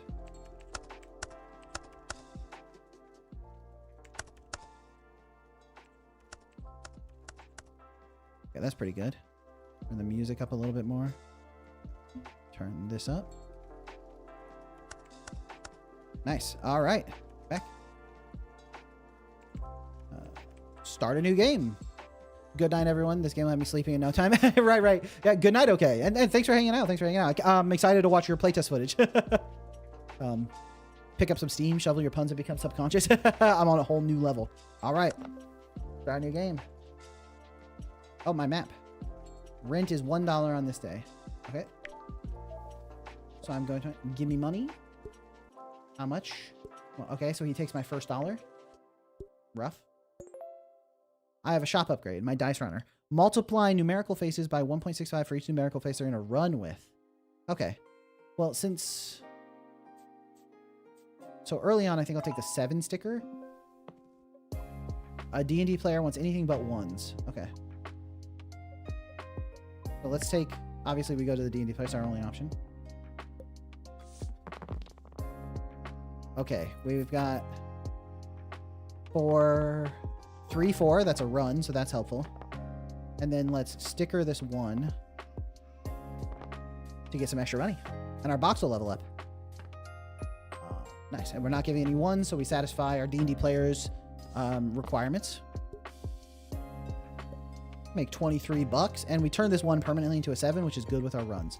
We can take another standard die, we can take the unlucky die, or we can take a starry die. So starry die gives rerolls and is worth 3 bucks. But since we already have this numerical dice runner thing, I think we take this early, just stay standard for a little bit. I think that's going to be the build for the moment. Okay.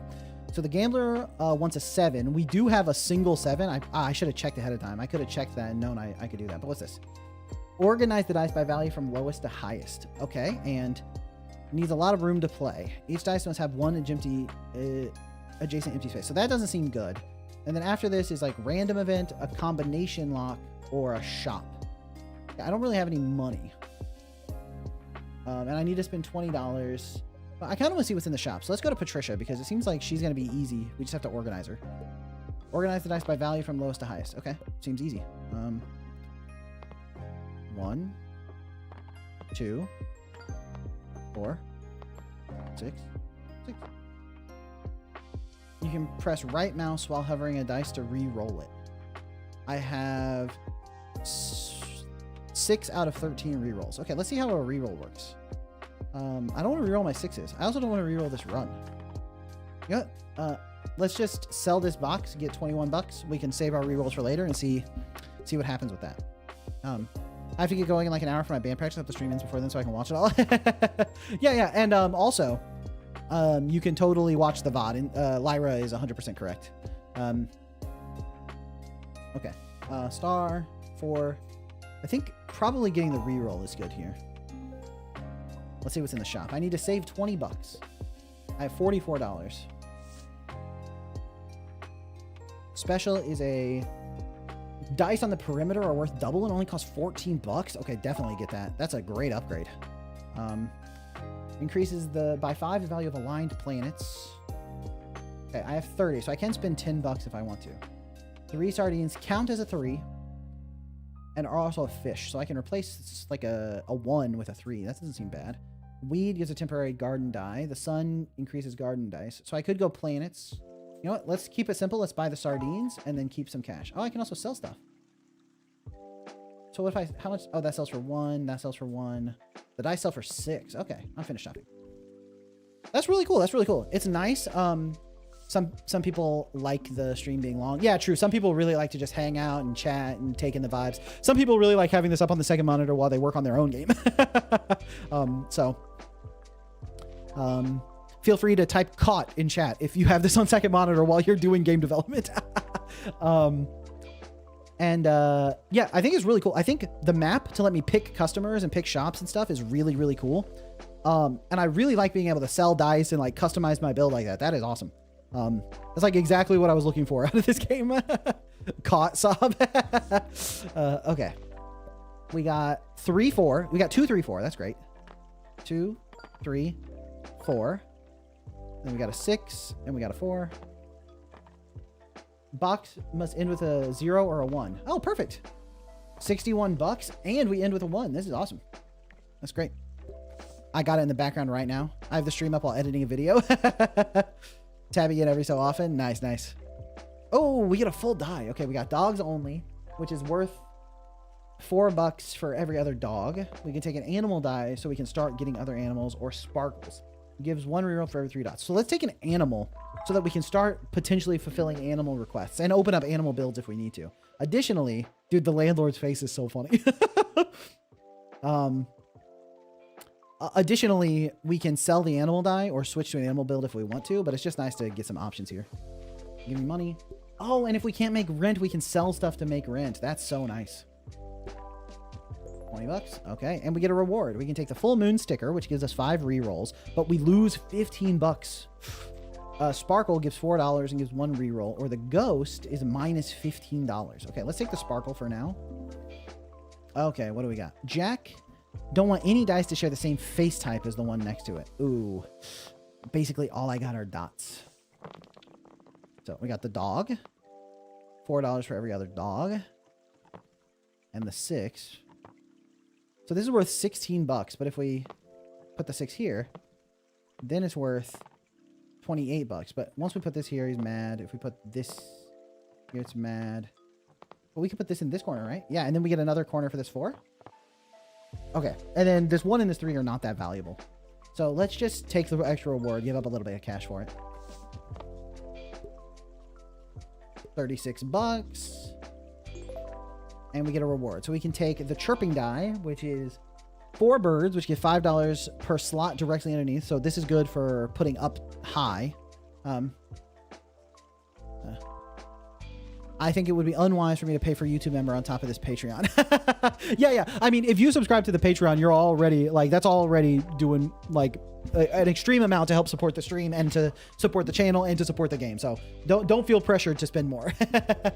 I have my game open, except I can only focus on one. The game is just open. I'm going to go so I can focus. See you later. Yeah, good luck, Toxic Sludge. Hope you can focus up. Hey, I got to play this tomorrow. Yeah, nice. Okay. Sparkles. I can get a reroll for every 3 dots. I can take another animal die, or I can take the chirping die. Okay, let's take the animal die because this is a little bit more open, right? If we go the chirping die, it's really locking us in on birds. Okay, so we can get a random event or a combination lock. Sawyer, 4 different types of faces. I can't do that. You need at least 5 dice to throw. Okay, 5 dice is really good. No dragons and no numbers. Okay. No-wo wagons. Please, they look angry. Dude, that should definitely be angry. Like A-N-G-W-Y. No-wo wagons, please. Oh, that should be please. P-W-E. Please, they look angry. Or angy. Angy actually works. Please, they look angy. Yeah. No-wo numbers. They make my brain hurty. Okay, we're not doing uwu. But Doris. Then at least 5 dice to throw at Mabel in our next race. Got it. There's also a missing space between at and least. These are very minor. Minor playtest notes. Okay. Let's go to Doris. I can definitely give her 5 dice. I'm watching stream on second monitor while speedrunning Isadora. That's sick. That's sick. Okay, 2 mice. They can only be placed in corners, so let's just do that. And then we have 4, 5. It's a run. And then a 4 and a 2. I've had... Oh! You know what? I can make this a 3. If we make this a 3, we got 3, 4, 5. That's awesome. $93. Hold... Those multipliers are getting big. Hold all while hovering a dice to enable visual debugging. Oh, that's so nice. I can see where the numbers are coming from. So this is a 27 because it's getting times 2.72 from the run because there's in a row. And it's getting a times 2 from being on the outside of the shop upgrade. Dude, that is sick. That's really nice for being able to tell what's going on. Okay, let's take this cash. Watching stream while developing a game with Mono Game. Nice, nice. All right, $93. At least you're good at something, dearie. What the heck?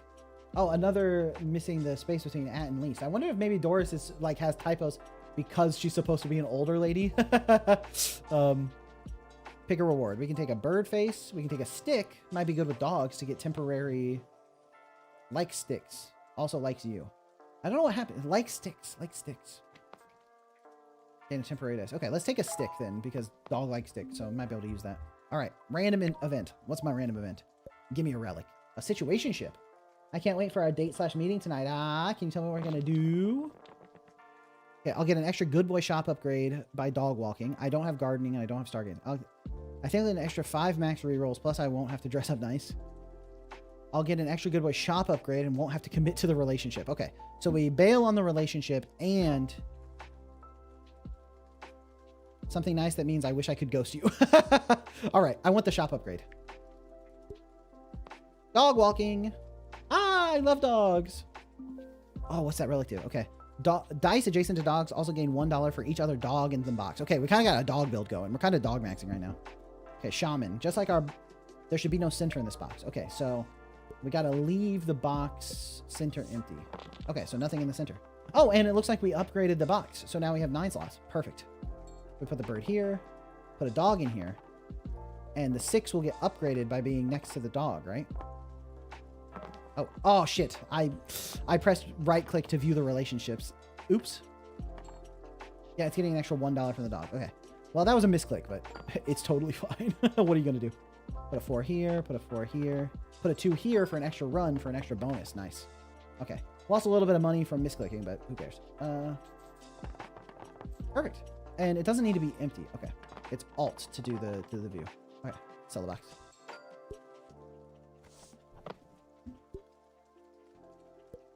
Nice. All right. What's my reward? Give me another die. Oh, perfect. Okay.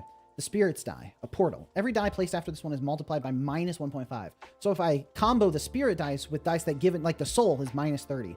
When a landlord is born, their soul leave their body and make room for money. Nice. So the soul is minus $30, but the portal multiplies by negative 1.5. So a portal with a soul could become like a positive $45. Right. Okay. And we got happy birdies. Okay. We have the animal dice. Should probably use the sticker for the dog though. True. I should bust this out. Especially because I want to get more birds or more dogs. I don't have any dogs dice here. The spirit dice is not useful for me. The gambit die can either get a 1 or a 20. The gambit die would be really easy for me to replace 1s with my other sticker. So maybe I take that. Occasionally I get a 20 worth big bucks. Okay, he takes $48. Right, and I can start replacing 1s with my other stickers. Just to make this die is like my sticker holder.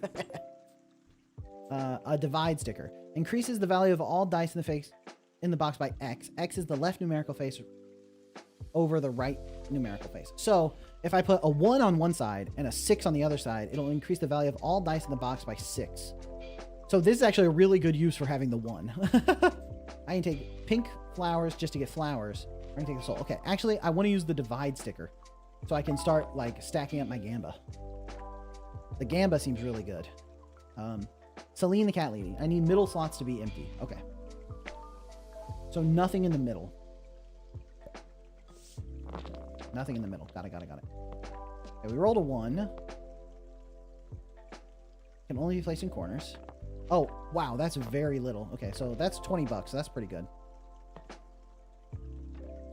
I didn't roll a dog, so putting a sticker out right now is not that necessary.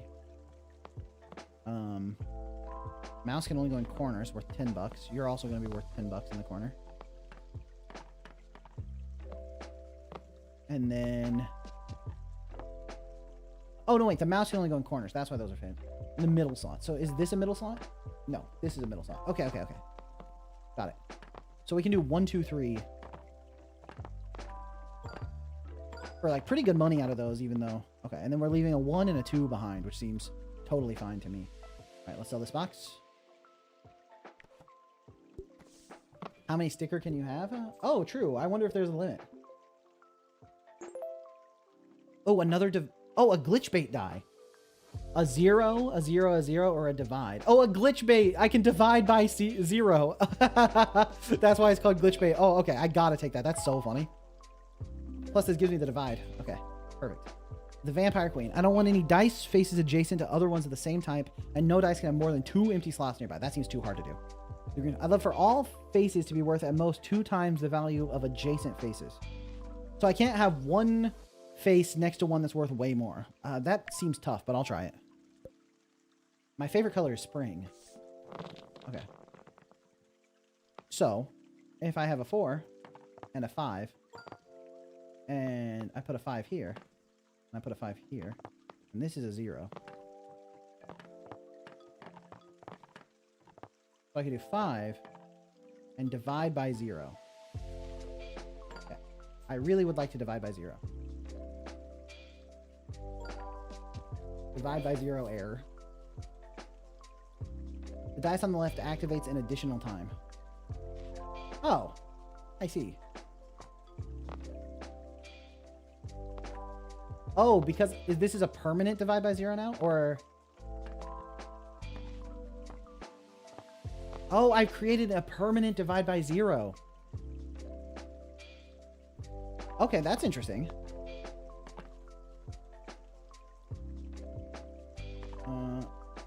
Okay. This 2... That's worth 13. This will only go in the corner, so I can put you here and put you here.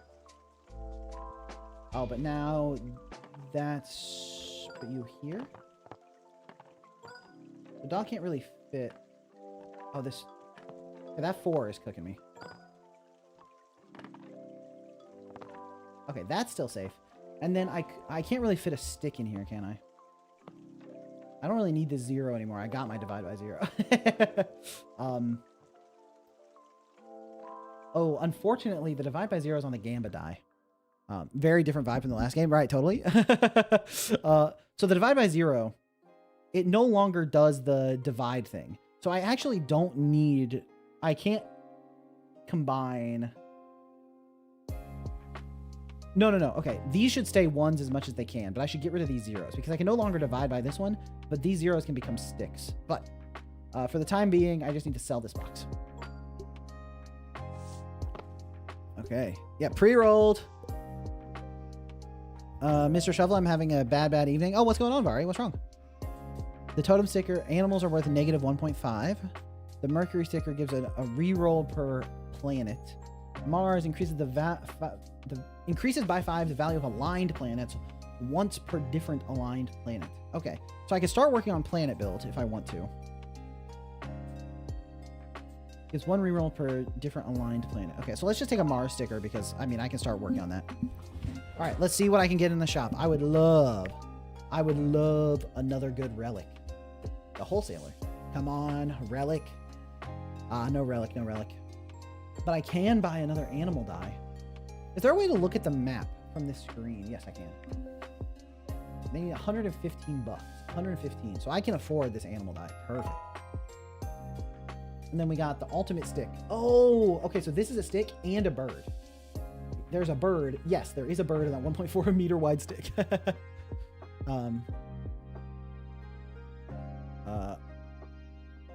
I was feeling down anyway, and then this huge big mega bundle I was in completely cut me from the capsule, and then they featured AI in a prime position. Probably got spurned by accident. Oh, well, I mean, if they're cutting your game to put in an AI prominent game, then I don't think you would really want to be in that bundle anyway, right? So I got an 802 run in Isadora. I hate myself with runs like this. I have 3 runs that could have been sub 8 minutes.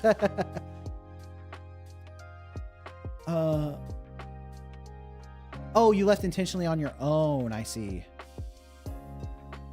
Oh, they cut you from the capsule. I see. You were in the capsule and they cut you from the capsule to put AI in there, and then you left because of that. Yeah, I see. I see. That sucks.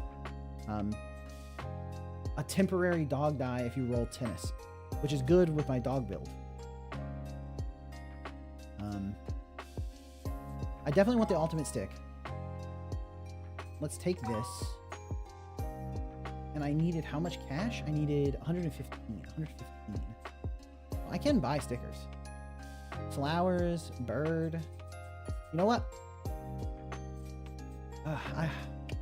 This is a tough call because I don't really want to replace too much stuff.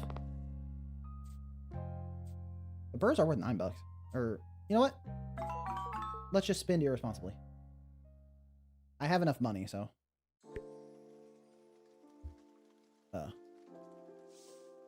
The bundle does you no good. It just feels bad. I see. I see. Okay. No spirits, please. I already have enough of those. Ensure that the box of final price does not contain 4, 5, or 6. Those are sacred numbers.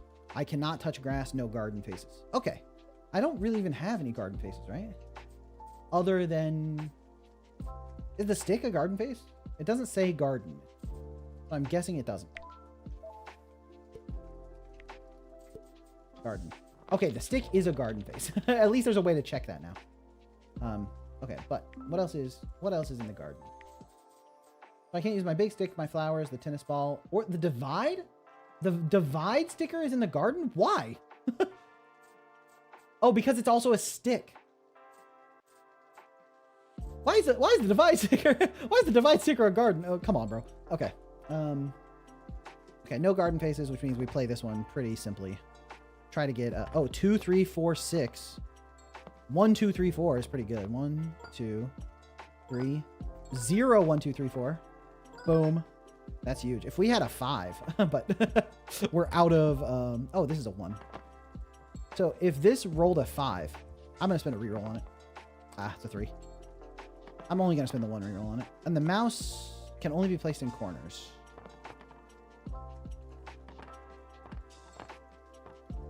It's worth $5. The box will level up. Perfect. And no garden faces. Yeah, my sticker box is getting pretty full. Once I'm not with Rashi, I'll start working on this. All right, let's sell this box. That's a pretty big payday. $170. Oh, and the box is upgraded. Let's go. Mr. Shovel playing pre-rolled with his nice music is what I needed. Nice, nice, nice. Okay, we can take Weeds die, which give temporary wild garden at the cost of -5. We can take the perfect dice, which meows once per mouse, fish, nearby mouse, fish, and bird, and gains a temporary guardian die after you get 5 meows. Happy birds die. Well, we have one fish with like the fish sticker. We have 2 animal dice that have mouse and birds on them, and we have a bird sticker. So I think we take the perfect die and start stacking up the guardian meows. All right, all right. Playing pre-rolled. Oh, Vari, if you didn't see it, if you weren't here earlier, pre-rolled is now on Steam. Like, you can check it out. It's on Steam. There's a demo available. You can play the demo, available for wishlisting. And anyone else who is tuning in and enjoying the game, 100% available. Okay, $150 to the landlord. Playing AI games is like eating plastic. That's true. That's true. Hatches after being in 2 boxes. Okay. how many playtesters do you have? So right now I've sent out like 40 keys for playtesters, but I don't imagine, I didn't expect, you know, even half of the playtesters to actually playtest. So I'll see if that many people actually like playtest and send me the footage and fill out the form. So I'm hoping to get data from like 20 to 30 people. That would be great. All right. Robot in with a 0 or 1. Is this game made with AI? No, no, no, no. This game is totally human made. All the art, everything. This is 100% crafted by humans. Okay. Put the egg in here for sure. Okay. We want the cat next to, ooh, two mouse. Perfect. Boom. The dog. And we have 0, 1, 2, 3. And the dog is increasing everything by 1. But now we can... This 2... Okay, so this has the 3 sardines and another 3. Just put the 5 in here. Put the 5 in the bag, little bro. Actually, put it here. And do we need... For adjacent dog. Okay. So we have big stick for adjacent dog. Okay, so... Let's turn this 2 into the ultimate stick. And turn this 3 into a stick. Oh, and now figure out how to end with a 0 or 1.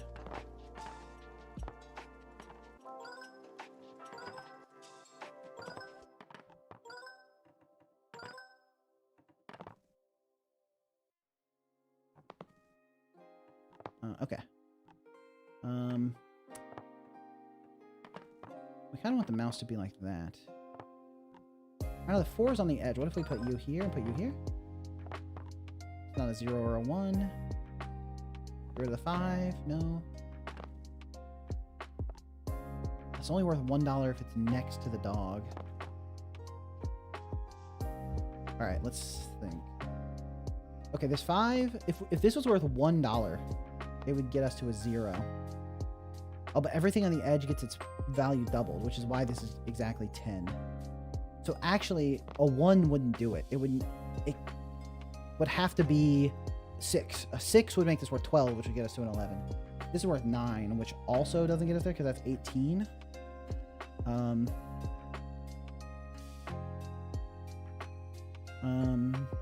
Okay. What if the dog... Flip those 2. There we go. There we go. 111. And the dog is still next to both sticks. We've got our run here. It's worth 111 bucks. Our tiny friends are in, and we got the double proc on the cat. Oh, is this temporary? Oh, a temporary D&D die. Perfect. It's got dragons and a temporary fetch die. Destroyed at the end of this turn. Okay. Shovel doubles the value of dice below. Digs up a temporary weed per garden die below it. Dude, it's me and Insandio right next to each other. That's so cute. That's so cute. Give rerolls equal to the base value. Reduce the base value by 2. Doubles the value of dice below. Okay. Well, obviously, I got to take my shovel representation.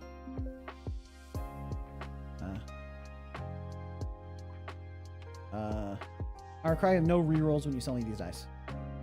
Oh, that's not happening. I'm not blowing all my rerolls for no reason.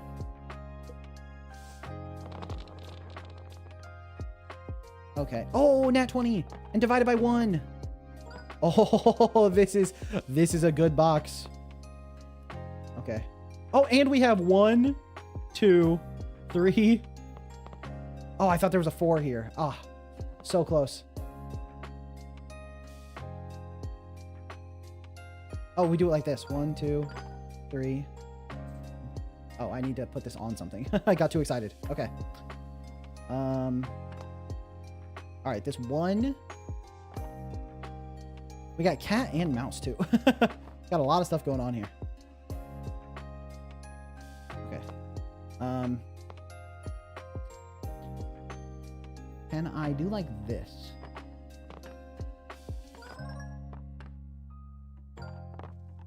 1, 2, 3. Which lets me put the cat here with the 2 mice and the bird. That's a lot of money.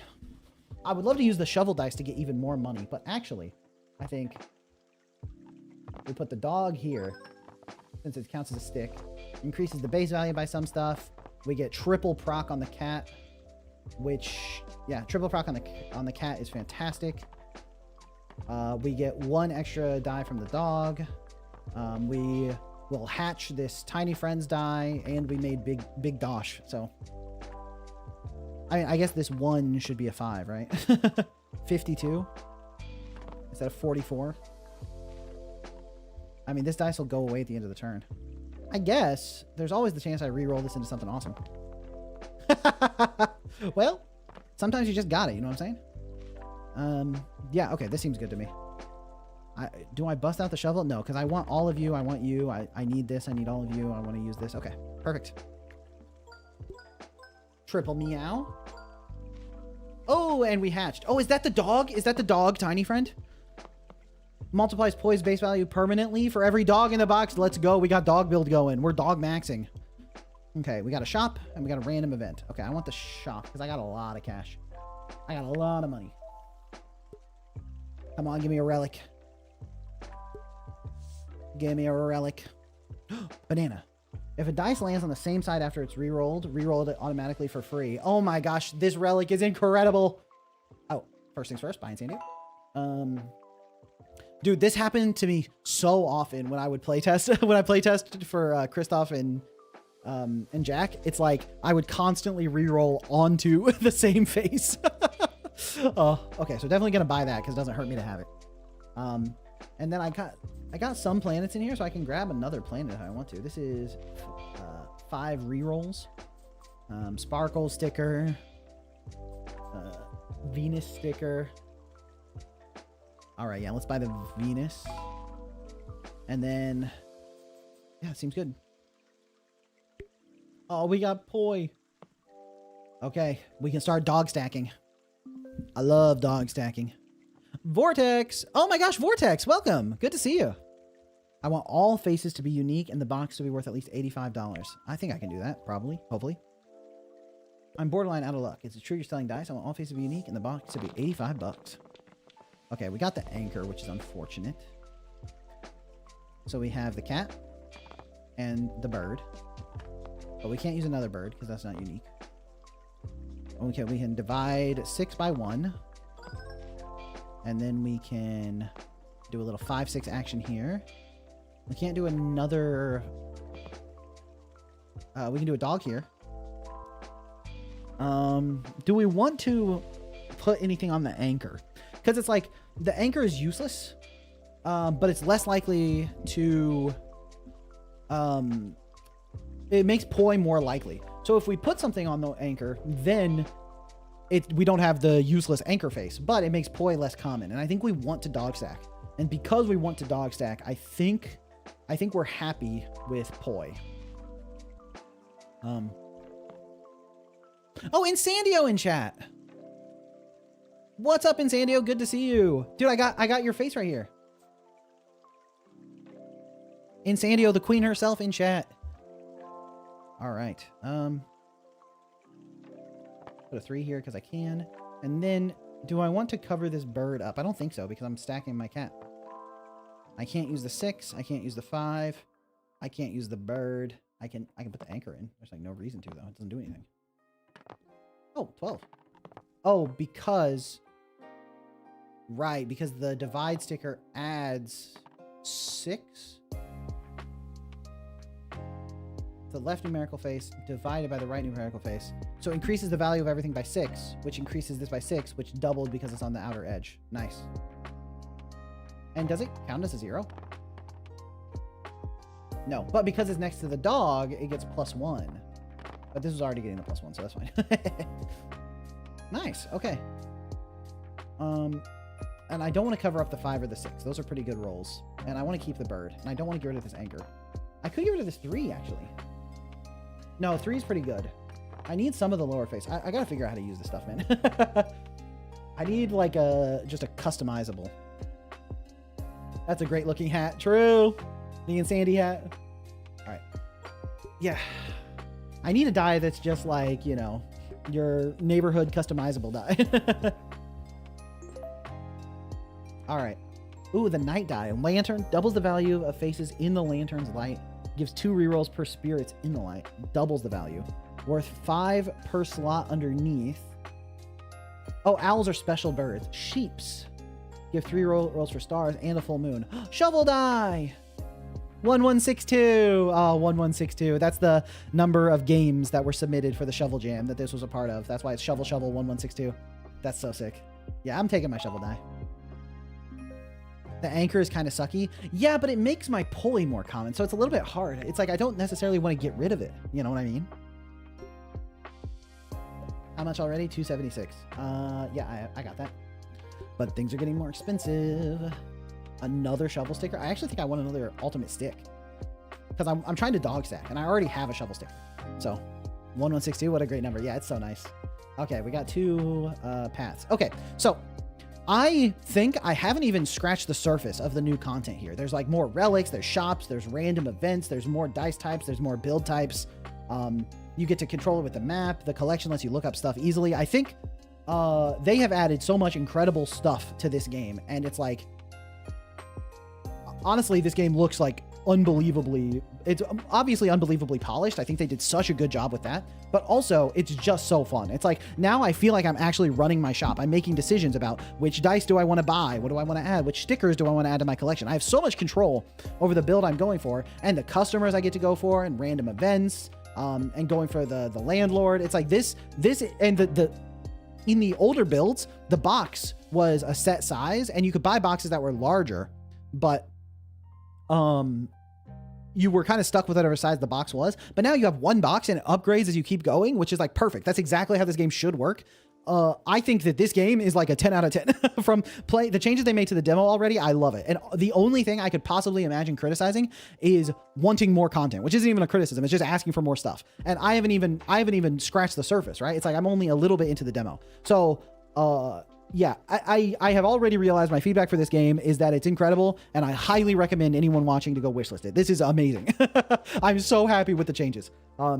It's like, before, my criticisms were like, I don't have that much control over my build. Well, the shops and the map fix that. I can buy the stickers I want. I have so much control over my build.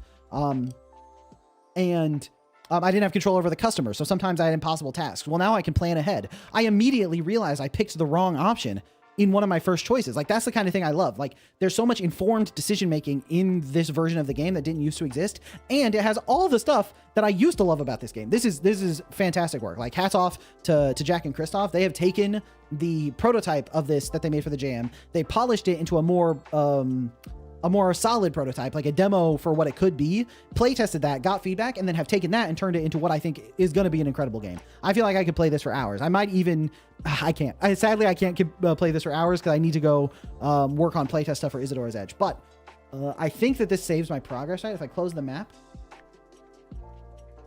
if I exit to main menu, I think it'll save my progress, right? If I can, yeah, I can continue my last save. Yeah, that's so sick. The fact that I can just take a break and come back to this later, this is incredible work from Jack and Christoph. I highly recommend wishlisting it. And the only reason I'm stopping the stream now is because I have work to do for Isadora's Edge playtest, which, by the way, if you're interested in that, you can check out the Patreon for access. So I need to go work on that. And also, I'm extremely hungry. I didn't eat before the stream, which I should have. So I am starving over here. So I need to go eat. But yeah, incredible from Jack and Christoph. I love this. I'll put some hours in for you, Shovel. Yeah, this is incredible stuff. But yeah, thanks everyone for watching. Make sure you click the like button on the stream if you enjoyed it. And I appreciate everyone. I'm very, very lucky. So thank you, everybody. And I'll catch you all next time. Peace.